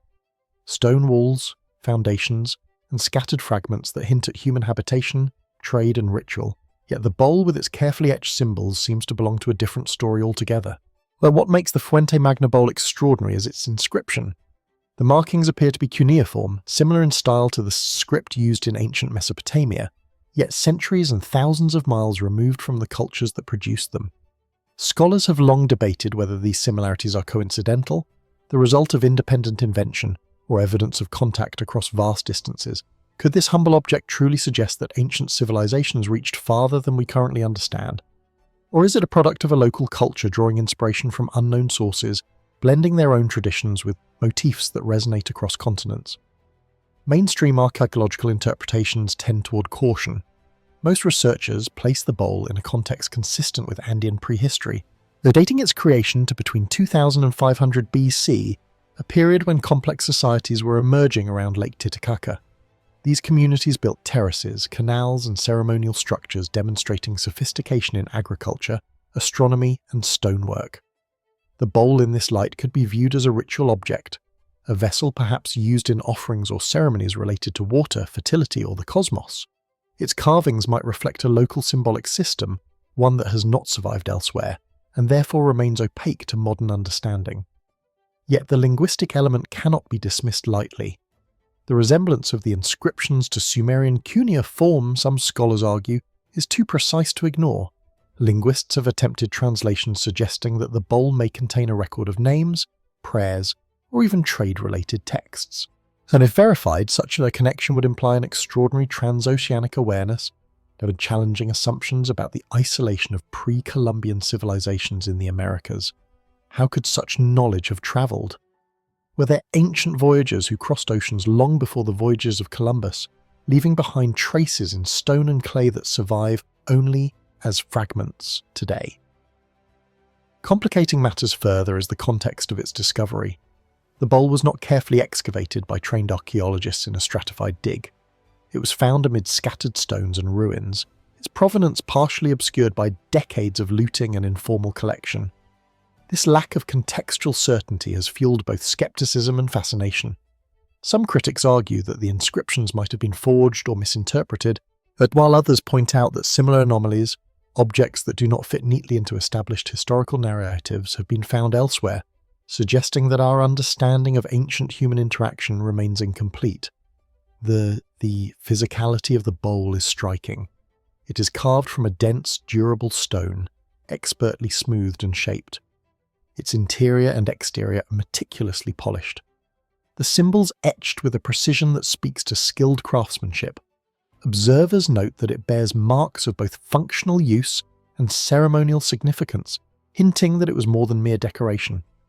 Could the artisans have been preserving knowledge, astronomical, religious, or geographical, encoded in symbols intended to endure long after the original language was forgotten? Or was it a bridge between cultures, and a small vessel carrying ideas from one distant world to another? The Fuente Magna bowl also invites speculation about the wider ancient landscape of the Andes. The Lake Titicaca region has long been associated with myth and origin stories. Local traditions speak of great floods, of the emergence of culture heroes, and of cities lost to time beneath the lake's waters. Could the bowl be a relic of a pre-Tiwanaku civilization? One that had contact with distant lands or retained knowledge of symbolic systems that defy easy categorization? If so, how much of human history, particularly that of long-vanished societies, remains hidden just beyond the reach of our instruments and our understanding? Even more curious are the parallels drawn by those exploring the bowl's stylistic elements. Some point to the geometric motifs on the rim, reminiscent of designs found in early Middle Eastern and Mediterranean pottery. Others highlight the arrangement of symbols within the bowl's interior, noting patterns that correspond to early numerical or cylindrical systems. Could these similarities indicate a shared cognitive approach to recording information? Or do they hint at connections that we have yet to fully comprehend? Lines of contact and influence that span oceans and continents long before recorded history. The mystery deepens when considering the implications of the bowl for broader historical narratives. If the inscriptions are authentic and accurately interpreted, they challenge the conventional view of isolated development in the ancient Americas. They invite questions about the movement of peoples, the exchange of knowledge, and the networks of communication that may have existed far earlier than previously imagined. And yet, without further corroborating evidence, other artifacts, texts, or securely dated ruins, the bowl remains an enigmatic outlier, a tantalizing hint of something larger that may lie buried beneath the earth or beneath layers of time. For those who study it, the Fuente Magna bowl is more than an object. It is a question etched in stone. It forces us to confront the limitations of historical knowledge and the assumptions we bring to the past. Are anomalies like this simply the exceptions that prove the rule? Or are they clues to a hidden dimension of human history? A web of connections that has largely disappeared? Every line, every symbol, every smoothed surface invites reflection, then demanding that we look carefully at what we thought we knew and remain open to what we do not. As the wind sweeps across the Altiplano, carrying the chill of mountain air and the scent of distant lake waters, one can almost imagine the hands that shaped the bowl so many centuries ago. Did they intend for it to be discovered millennia later? Or was it simply a part of everyday life? A sacred tool now imbued with mystery only through the lens of modern curiosity. The region itself seems to guard its secrets. From sun-bleached ruins to the silent glimmering waters of Lake Titicaca, echoing a sense of wonder that has endured for generations. The Fuente Magna bowl, like the lost city of Ubar or the labyrinth of Egypt, is not merely a relic of a distant past. It is a reminder that history is often more complex and enigmatic than we imagine. And it challenges us to consider the breadth of human ingenuity, the possibility of connections across continents, and the traces of civilizations whose stories have been partially erased by time. What knowledge has been lost to the ages? And how many more artifacts lie waiting, still hidden, to rewrite the story of our ancestors? In the quiet of the highlands, under a sky of infinite blue and shifting clouds, the bowl sits, a small enigmatic vessel holding questions that may never be fully answered. It invites us to ponder, to explore, and to wonder what else might remain hidden in the remote corners of the world, waiting to remind us that the past is never as settled as it seems. Nestled in a quiet valley near Faithfully, just outside Glasgow in Scotland, lies a slab of stone unlike any other, a massive expanse of weathered rock, and its surface etched with hundreds of enigmatic symbols. Known today as the Cocknose stone, this prehistoric monument is both imposing and intimate. Stretching nearly 43 feet long and 26 feet wide, a canvas of human expression frozen in time. Beneath the grey Scottish sky, the carvings seem to shimmer with shadows, the low winter sun tracing shallow grooves and petrels that have survived millennia. At first glance, it is simply a stone, yet its surface is alive with meaning. Patterns that have confounded archaeologists and historians since its modern discovery in the late 19th century. The carvings themselves are mesmerizing in their complexity. Circles, spirals, cup marks, and geometric shapes are arranged in ways that defy immediate interpretation. Some spirals appear solitary, others interconnected, forming labyrinthine paths that lead the eye across the stone in a rhythm almost hypnotic. Cup and ring marks, a hallmark of prehistoric rock art across Europe, dominate the surface, but the Cocknose stone is unusually dense with these motifs, far more concentrated than other sites in Scotland or Britain. Could this concentration indicate a particularly sacred or ceremonial location? Or does it hint at something beyond ritual, a coded message, a map, or an astronomical record lost to time? Historical accounts suggest that the carvings date to the Bronze Age, approximately 3000 to 2000 BC. Archaeologists generally agree on this time frame, situating the stone within a broader tradition of megalithic art found across Britain and Western Europe. Yet despite this consensus, no definitive explanation has been reached for the stone's purpose. Was it a site of ritual offerings, a ceremonial space for ancient gatherings, or a symbolic representation of cosmology, the cycles of the sun, moon, and stars? Its sheer size implies that it was important, deliberately chosen and prepared, not simply a casual carving on an ordinary boulder. The stone's modern rediscovery only heightened its mystery. In 1887, Alexander Nesbit documented the Cocknose stone, capturing detailed sketches of the carvings and noting their intricate interconnections. Subsequent visits revealed erosion, vandalism, and the slow march of time threatening the stone's preservation. In the 1960s, to protect it from further damage, authorities buried the Cockno stone beneath soil, a measure that has kept it hidden for decades. Today, archaeologists and enthusiasts alike debate the merits of uncovering it again, balancing preservation against the desire to study its secrets firsthand. One of the most tantalizing questions concerns the meaning of the symbols themselves. Scholars have proposed numerous interpretations. Some view the carvings as ritualistic, perhaps associated with ancestor worship or fertility rites. Others suggest a practical function, mapping local water sources, settlements, or even seasonal migration routes. More speculative theories have emerged over the years. Certain researchers argue that the spirals and cut marks could encode astronomical information, charting solstices, lunar cycles, or the movements of planets visible to the naked eye. Others point to the patterns as evidence of early symbolic language or proto-porting, a system of signs intended to convey information beyond the immediate physical world. And despite decades of study, the stone continues to resist definitive understanding. Modern imaging techniques, including photogrammetry and 3D laser scanning, have revealed subtle details invisible to the naked eye. Faint lines connecting cut marks, microspirals etched between larger motifs, and hidden depressions suggesting that parts of the surface may have been deliberately aligned with celestial events. Yet even these sophisticated analyses raise further questions. Did the creators intend for these details to be functional, symbolic, or purely aesthetic? And if they were functional, what knowledge did they encode, and how was it meant to be read? The Cockno stone also sits within a broader landscape of mystery. Scotland is rich with megalithic monuments, standing stones, stone circles, burial cairns, and yet few are as densely marked as this slab. Was it a focal point for the surrounding region, a sacred site drawing communities together? Did the designs reflect a shared cosmology, a ritual calendar, or a spiritual map of the land? Some theorists have even speculated that the Cockno stone, along with other cup and ring-marked stones, hints at knowledge or practices that were widespread but have left little trace in written or material culture. Local lore adds another layer of fascination.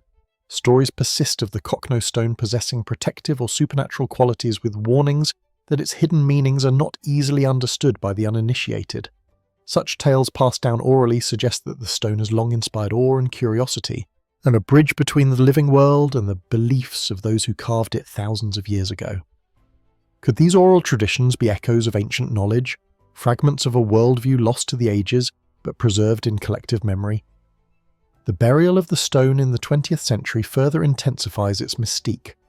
By hiding it beneath layers of soil, the stone became both preserved and obscured, simultaneously shielding it from harm and removing it from the gaze of scholars and the public. Yet even in its concealment, the Cockno stone continues to provoke questions. What secrets lie beneath the soil waiting to be rediscovered? How much of its surface, carefully etched millennia ago, remains intact? And what could modern study reveal if it were fully exposed again? The Cocoon Stone, like the Labyrinth of Egypt, the Fuente Magna Bowl, and the Lost City of Ubar, challenges us to reconsider our assumptions about prehistoric human knowledge. It reminds us that our ancestors were capable of remarkable feats of observation, planning, and symbolic expression. Yet for all that we can measure and record, the stone maintains its mystery. Its patterns resist simple explanation, its meaning eludes definitive translation, and its silence is as compelling as its carvings. As the wind sweeps through the valley, brushing the hidden stone beneath the soil, one cannot help but wonder, what inspired the hands that etched these symbols? Was it a spiritual vision, a practical need, or an attempt to record knowledge we are not yet ready to understand? And beyond the Cockno stone itself, how many other markers of human thought, intelligence, and culture lie buried, though waiting for the curious and patient to uncover them? The mystery endures quietly beneath the earth, a reminder that history is often more intricate and enigmatic than it appears. Some truths are partially revealed and some remain tantalizingly out of reach, leaving only questions and a profound sense of wonder. The Cockno stone challenges us to slow down, to look carefully, and to accept that some of the most compelling stories of our past are not written in books or monuments, but etched in sown stone, waiting silently to be read by those willing to see beyond the surface. Beneath the sun-baked plains of Cappadocia in central Turkey, the earth hides secrets that seem almost impossibly human.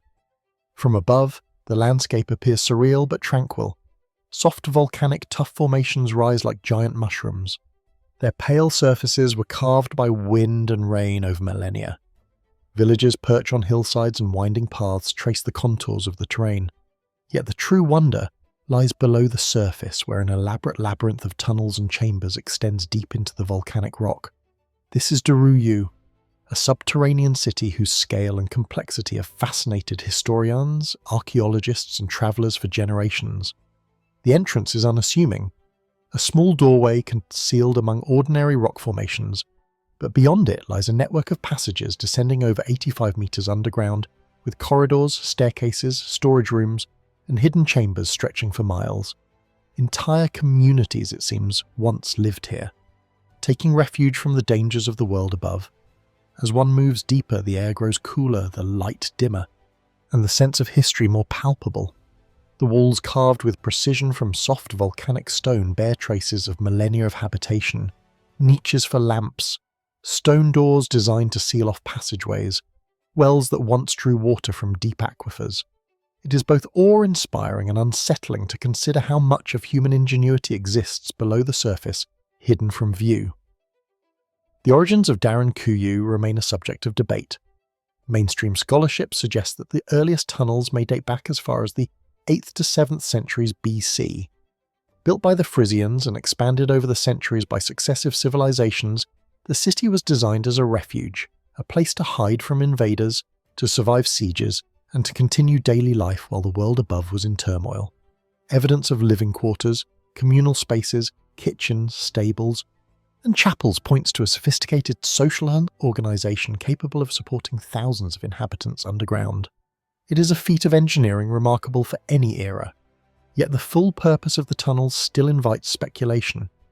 What is particularly striking about Darankuyu is its depth and scale.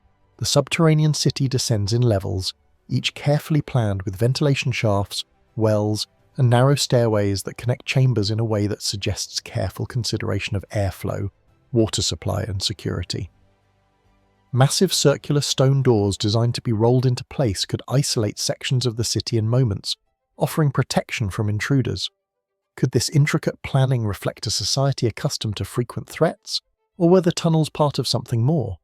An underground culture with knowledge of engineering and urban design that surpasses what we usually associate with the ancient world. Scholars have long noted that Darankuyu is not unique in Cappadocia.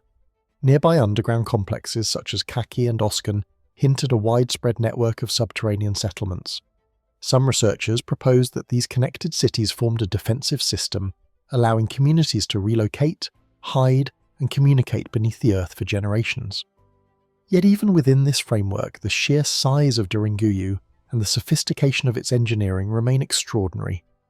How could ancient societies lacking modern tools carve hundreds of rooms, ventilation shafts, and corridors deep into volcanic rock, all while ensuring structural stability? The function of the city raises further questions. While defensive refuge is a plausible explanation, certain chambers suggest ceremonial or symbolic purposes. Chapels, religious niches, and frescoed walls indicate that life underground was not solely utilitarian, it was also spiritual. Could the tunnels have served as a place for ritual? Perhaps a site where communities sought connection with the divine while hidden from the dangers of the surface? And if so, what knowledge, beliefs, or traditions might have been preserved within these rock-hewn walls passed down in silence through generations? More speculative theories push the boundaries of conventional understanding. Some propose that the underground cities were part of an extensive network designed for rapid migration, trade, or secret communication. Some others suggest that their construction may have been guided by forgotten knowledge of geology and architecture, perhaps passed down from ancient civilizations now lost to history. Even fringe interpretations consider the possibility of these tunnels as serving as a repository for sacred or arcane knowledge, hidden deliberately to protect it from outsiders. While such ideas remain unproven, they underscore the enigmatic aura that surrounds Darankuyu and its subterranean neighbours. The air within the tunnels is heavy with history. The faint scent of earth and stone mingles with centuries of human presence. The narrow corridors seem to stretch into infinity, guiding the imagination as much as the feet. It is easy to envision families moving silently through the passages, carrying water from wells, preparing food in hidden kitchens, and performing rituals in dimly lit chapels. The experience evokes questions about resilience, ingenuity, and the ways in which humans have adapted to extreme circumstances throughout history. Despite extensive study, many aspects of Derinkuyu remain unresolved. Archaeologists continue to debate the total number of levels, the full extent of the network, and the chronology of its construction. Modern technology, including 3D scanning and geophysical surveys, has begun to reveal previously unseen passages and chambers, hinting at spaces that may never have been recorded by earlier explorers. How much remains undiscovered? And what might these hidden areas tell us about the people who once called this subterranean world home? The tunnels of Derinkuyu also invite reflection on the relationship between humans and their environment. That by carving homes beneath the surface, these ancient societies transformed the earth itself into a sanctuary, reshaping nature to meet both practical and spiritual needs. It is a reminder that innovation is not always above ground, that some of the most remarkable feats of human creativity occur out of sight, often in response to necessity, danger, or belief. As one ascends the final stairways to the light above, the contrast is striking. The world outside seems ordinary, sunlight spilling over rolling hills and rocky outcrops, but beneath it lies a city that is anything but ordinary, a testament to human perseverance, ingenuity, and mystery. Derinkuyu challenges our understanding of ancient civilizations, inviting us to consider the hidden layers of human history that exist just below the surface, waiting to be explored. So the hidden tunnels of Derinkuyu, like the Cocoon Stone, the Fuente Magna Bowl, and the Labyrinth of Egypt, resist simple explanation. They are not merely archaeological curiosities. They are reminders of the depth of human ingenuity and the mysteries that endure despite centuries of investigation. What motivated their construction? What knowledge, beliefs, or traditions have been lost within their stone walls?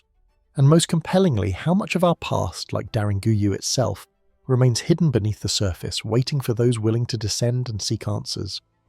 In the quiet of the underground chambers, one cannot help but feel the presence of those who carved, lived, and survived here. Their lives, fears, and aspirations are etched into the stone, yet much remains undeciphered, and as the shadows lengthen and the air grows still, the tunnels pose a final lingering question.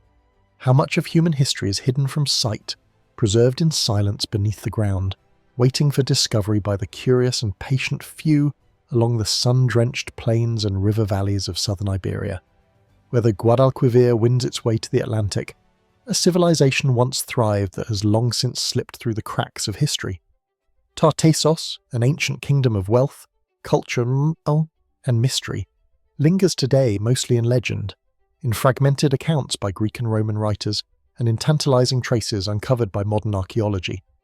From above, the landscape appears serene: olive groves, fertile fields, and low hills kissed by the golden light of late afternoon. Yet beneath this seemingly quiet terrain lies the echo of a civilization whose very existence invites both wonder and skepticism. The earliest mentions of Tartessos come from classical authors such as Herodotus and Strabo.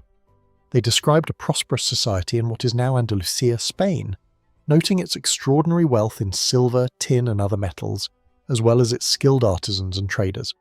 According to these accounts, Tartessos was a kingdom with a king, monumental cities, and a thriving maritime network that extended along the Atlantic coast and into the Mediterranean. Strabo claimed that Tartessos existed near the mouth of the Guadalquivir River, with cities that gleamed with metalwork and stone constructions. Yet centuries of subsequent conquest, the natural changes in river courses and shifting political landscapes have erased nearly all physical traces of the kingdom, leaving modern scholars to reconstruct its story from fragments of text, archaeology, and legend. Archaeological evidence suggests that Tartessos flourished from approximately 1000 to 500 BC, a period coinciding with the rise of Greek colonization along the Iberian coasts. Excavations in the region have uncovered settlements rich in imported goods, ceramics from the eastern Mediterranean, Phoenician inscriptions, and metal artifacts demonstrating advanced craftsmanship.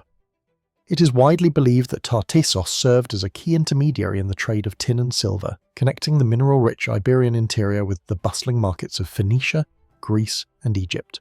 Its rivers and estuaries facilitated navigation, while its coastal ports allowed merchants to move goods across vast distances. Yet despite this evidence, the very heart of Tartessos, the city or cities described in classical texts, remains elusive. Where exactly did the great capital rise, and what form did it take? Archaeologists have proposed locations near modern-day Helva or Seyvel, but shifting riverbeds, flooding, and centuries of sedimentation have likely concealed much of the urban landscape. Some even suggest that Tartessos may have comprised a network of city-states rather than a single monumental capital, a loose confederation bound together by trade, culture, and shared religious practice. The economy of Tartessos, rooted in metals and maritime trade, suggests sophistication and influence beyond what the surviving physical evidence can demonstrate.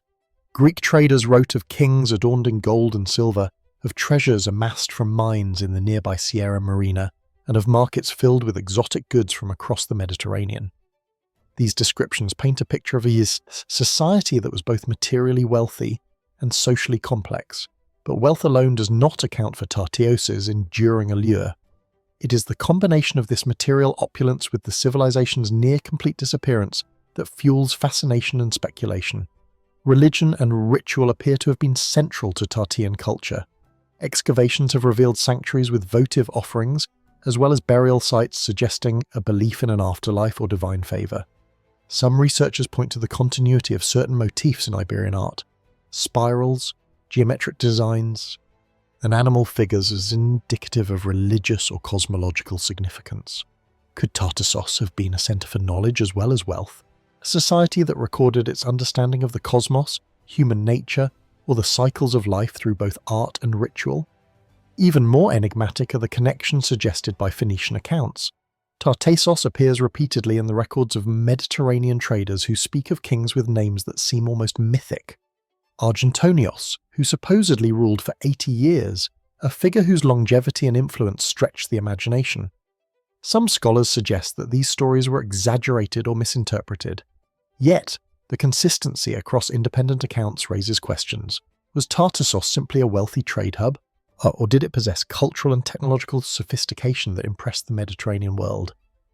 And if so, why did it vanish so thoroughly from memory? Speculative theories abound. Some suggest that Tartessos may have been destroyed or abandoned due to environmental factors. Shifting river courses, flooding, or climatic change could have rendered its urban centres uninhabitable. Others argue that the expansion of other powers, Carthaginians, Greeks, and later Romans, erased Tartessos, subsuming its culture into larger empires while leaving only fragmentary traces. A more extraordinary possibility entertained by fringe researchers is that Tartessos was a civilization of advanced knowledge, a repository of trade secrets, metallurgy, and cultural achievements lost to time. While there is little hard evidence to support such claims, the idea endures because Tartessos' disappearance is so complete, leaving only tantalizing hints in classical writings and scattered artifacts. Trade networks may provide further insight into Tartessos' significance. Archaeologists have identified Phoenician inscriptions and Greek ceramics in Andalusian sites, suggesting that Tartessos was integrated into broader Mediterranean commerce. Silver and tin, both highly valuable metals, flowed from the interior to coastal ports, feeding economies thousands of miles away. Could Tartessos have served as a linchpin for these networks, controlling trade routes and resources, while influencing art, culture, and governance far beyond its borders? Or were these connections incidental, the result of natural trade patterns rather than centralized control? Despite these insights, the physical evidence remains tantalizingly sparse. Unlike Mesopotamian ziggurats or Egyptian pyramids, Tartessian cities left no monumental stone structures that survive in situ. Most evidence comes from burial mounds, small settlements, and objects of metal and ceramics.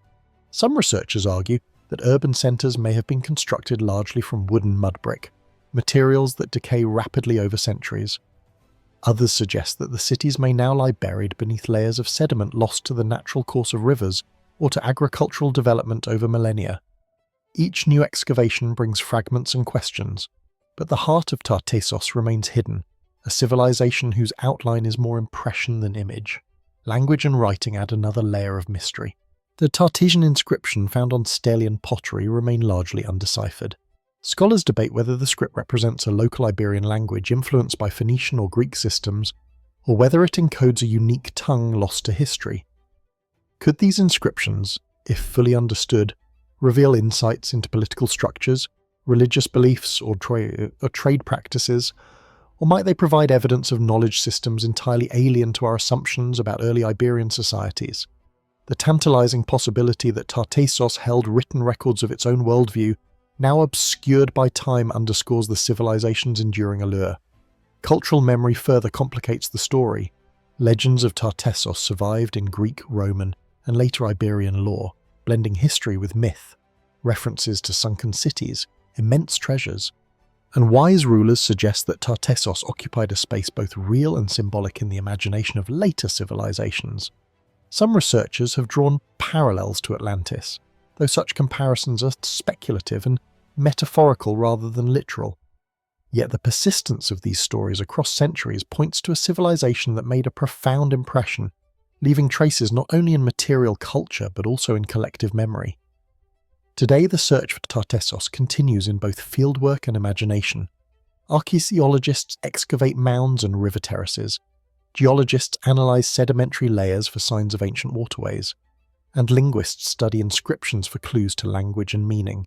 Each discovery, whether a metal ingot, a pottery fragment, or a small burial, adds a piece to the puzzle. Yet, the overall picture remains incomplete. Tartessos challenges our understanding of history, prompting reflection on the fragility of civilizations and the forces that can erase entire cultures from the physical record while leaving echoes in texts and myths. As the sun sets over the Guadalupe Valley, casting long shadows across fields and hills, one can almost imagine the world of Tartessos. Merchants unloading silver and tin along riverbanks, artisans hammering gold into ornaments, priests and rulers conducting ceremonies, all amid the fertile plains and bustling ports of a vanished kingdom. Yet these images are only reconstructions, shadows of a reality we can glimpse but never fully know. Tartessos invites contemplation not only of what was, but of what might still lie hidden beneath the earth, waiting for patient discovery. And the civilization of Tartessos, like the lost city of Ubar, the labyrinth of Egypt, the Fuente Magna Bowl, and the tunnels of Daranuyu, resists easy classification. It exists at the intersection of archaeology, legend, and the imagination. A reminder that human history is neither linear nor fully preserved. What knowledge, cultural achievements, or connections have been lost beneath the rivers and plains of southern Iberia? How much of the past, like Tartessos itself, remains buried, waiting to challenge our understanding of who we are and how civilizations rise and fall? Even in the absence of complete evidence, Tartessos continues to capture the imagination. Its wealth, its supposed grandeur, and its mysterious disappearance provoke reflection on the impermanence of human endeavour, the power of memory, and the fragility of even the most prosperous societies. Perhaps the greatest lesson of Tartessos is the recognition that history is not only what we uncover, but also what remains hidden, waiting to inspire wonder, study, and the enduring quest for understanding. As the night falls over Andalusia, the wind stirring the olive groves and river plains, the question lingers: how much of our shared human story has vanished like Tartessos, leaving behind only faint echoes in text, artifact, and memory? And if so much can disappear without a trace, what other civilizations, knowledge, or mysteries remain hidden beneath the surface of our world, silently awaiting rediscovery by those willing to look beyond the obvious, to explore the shadows, and to listen to the whispers of the past? On a quiet hillside in Turkey, where rolling plains meet rugged mountains and the air is dry with the scent of earth and stone, an archaeological discovery quietly stunned the scholarly world. The object in question is a sarcophagus carved in stone, aged by centuries, and remarkable for one particular feature. It rests upon 8 intricately sculpted legs. Unlike typical sarcophagi, which are designed to lie flat upon the earth, this one seems to float, elevated on a spider-like support system, its craftsmanship both precise and enigmatic. The discovery made in the early 21st century during an excavation in the Anatolian region has captivated historians, archaeologists, and enthusiasts, not only for its unusual design, but for the questions it raises about the society that created it. At first glance, the sarcophagus is impressive for its sheer size and durability. Carved from a single block of local stone, the vessel measures over 2 meters in length, with sides adorned in reliefs that defy easy interpretation.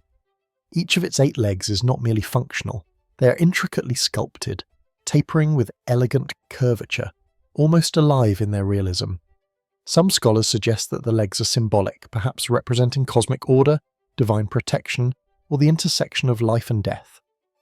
Others wonder if the structure reflects practical concerns, perhaps a method to elevate the sarcophagus above damp ground, preserving the body for generations. Yet the elevated, almost arachnid design is unparalleled in Anatolian archaeology, making the object not only unique but deeply mysterious.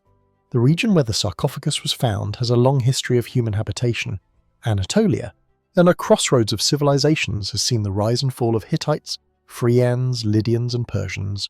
Tombs, burial mounds and ceremonial sites are scattered across the landscape, each revealing glimpses of complex societies, yet the eight-legged sarcophagus stands apart. Its design does not align neatly with known Hittite or Phrygian traditions, nor does it resemble Greek or Roman burial styles that later dominated the area. Could it represent a local, previously unknown culture? Or perhaps a hybrid of influences from neighbouring civilizations, an experimental approach to honouring the dead? Analysis of the carvings provides further intrigue. The sarcophagus's sides are adorned with geometric motifs, circular depressions and linear patterns that seem deliberate but resist clear interpretation. Some researchers propose that these designs encode symbolic or cosmological information, a map of the stars, a calendar, or spiritual pathways for the deceased in the afterlife. Comparisons have been drawn with other Anatolian art, yet nothing quite matches the complexity or abstraction present here. Could the creators have been attempting to preserve knowledge, belief, or ritual in a medium meant to endure across centuries? Or were the designs purely decorative, a reflection of aesthetic preferences that remain lost to us today? The sarcophagus's 8 legs have sparked particular speculation. Some archaeologists suggest a symbolic interpretation associating the number 8 with cycles, regeneration, or divine completeness in ancient Near Eastern cultures. In mythology, creatures with multiple limbs, spiders, serpents, and fantastical beasts often represent power, protection, or cosmic significance. Could the 8-legged design have been intended to invoke such protective or mystical qualities, shielding the deceased from spiritual or physical harm? Others have ventured more speculative theories. Some suggest that the legs represent constellations with each limb corresponding to a particular celestial alignment, perhaps part of airy ritual tied to astronomical observation. While evidence remains circumstantial, the very presence of these legs invites questions about symbolism, ritual, and the worldview of the people who created the sarcophagus. Historical records provide little context. No surviving text references such a design, and no similar sarcophagi have been definitively identified in the region. This absence complicates interpretation, forcing archaeologists to rely on material analysis, comparative studies, and careful inference. Carbon dating of organic remains found nearby suggests that the tomb may date to between 1200 and 800 BC, a period of regional upheaval and interaction among multiple Anatolian cultures. Could the sarcophagus reflect a transitional phase where artistic and religious ideas were merging in innovative experimental forms? Or is it the product of a localized cultural expression, a singular artifact from a society now otherwise lost to history? The craftsmanship itself is extraordinary. Each leg is carved with a precision suggesting advanced knowledge of stonework and structural engineering. Despite their delicate appearance, the supports bear the weight of the massive sarcophagus with remarkable stability. And this indicates that the creators had not only artistic skill, but a sophisticated understanding of physics and load distribution. Could the design have served a functional purpose beyond the symbolic, perhaps to elevate the sarcophagus above flooding or damp soil? Or was the engineering itself a statement, a demonstration of skill meant to honour the deceased with both artistry and ingenuity? The context of the find adds another layer of mystery. The tomb was part of a broader necropolis, yet surrounding burials follow more conventional patterns: flat stone slabs, rectangular sarcophagi, and simple burial pits. The 8-legged sarcophagus stands alone in its complexity and daring design. Was it the resting place of a prominent ruler, priest, or individual of exceptional importance? Or might it have served a ceremonial function? Perhaps not as a tomb at all, but as a ritual object designed to embody cosmic or spiritual principles. The ambiguity of its purpose continues to intrigue those who study it. Some researchers have noted intriguing parallels between the sarcophagus and artifacts from distant regions. Certain design motifs bear faint resemblance to Bronze Age objects from the Levant, including Palestine, while others echo symbols found in Mediterranean cultures. Could these similarities reflect trade, cultural exchange, or shared symbolic language? Or are they coincidental? A convergence of human creativity in different contexts. The eight-legged design itself has few parallels anywhere, making it one of the most unique literary objects ever discovered. Modern investigation continues, aided by 3D scanning, photogrammetry, and geophysical surveys, and these technologies allow researchers to examine the sarcophagus in an unprecedented detail without disturbing its fragile structure. Subtle scratches, chisel marks, and wear patterns offer clues to its creation and use, yet they also deepen the mystery. The sarcophagus seems both familiar and alien, a tangible object that defies simple categorization. Each new analysis raises as many questions as it answers, highlighting the limits of our understanding of this extraordinary artifact. The sarcophagus also invites reflection on the cultural and spiritual lives of its creators. Its care, complexity, and preservation suggest reverence for the dead, a concern for the journey beyond life, and an understanding of art as a medium to communicate across time. What beliefs, fears, or aspirations led a society to conceive of such a structure? And how did the living perceive death? And what role did ritual and symbolism play in shaping their monuments? The eight-legged sarcophagus is not merely stone, it is a conversation across millennia, an invitation to consider the worldview of those who inhabited a world both familiar and distant from our own. Despite the extensive study, the sarcophagus resists definitive explanation. Its combination of unique design, complex craftsmanship, and symbolic ambiguity ensures that it remains a subject of fascination. Could other examples exist buried beneath Anatolian soil waiting to be discovered? Or is this truly a singular object, a masterpiece from a lost culture whose knowledge and tradition have vanished with the centuries? And its mystery is compounded by the absence of written records or inscriptions that might explain its origins or purpose. The eight-legged sarcophagus, like the Tartesso civilization, Daranuyu's tunnels, the Kochno stone, and the Fuente Magna bowl, serves as a reminder that human history is layered with enigmas. Each artifact, each site, each object holds stories, skills, and beliefs that have been partially lost or obscured by time. The sarcophagus invites us to reflect on the interplay between art, ritual, and survival, to consider the creativity and complexity of societies that flourished long before the written record could capture their existence fully. As the sun sets over the Anatolian plains, casting long shadows across rolling hills and rocky outcrops, one can almost imagine the sarcophagus in its original setting. So perhaps it rested in a sacred chamber surrounded by attendants and ritual offerings, a silent witness to ceremonies meant to honour life, death, and the cosmic order. Or perhaps it stood alone, a solitary monument to an individual whose memory demanded extraordinary measures to preserve. The stone itself bears witness to hands long vanished, to minds and beliefs that may never be fully comprehended. Ultimately, the mystery of the eight-legged sarcophagus is not simply a question of archaeology. It is a question of human imagination and the enduring desire to understand our predecessors. What compelled the creators to conceive of a tomb unlike any other? What knowledge, ritual, or symbolism did they embed in its stone? And how many other marvels remain hidden beneath the soil, silent and waiting, challenging us to reconsider the narrative of human history? In contemplating this singular artifact, one is reminded that history is rarely linear or complete. It is layered, complex, and often elusive. The sarcophagus rests quietly, its 8 legs grounding it in both stone and mystery, a testament to human ingenuity, creativity, and reverence. And as night falls over the Anatolian hills, the object invites us to ponder the unseen, the unknown, and the forgotten, reminding us that for every discovery there remain countless questions, and for every mystery revealed, many more are waiting to be uncovered.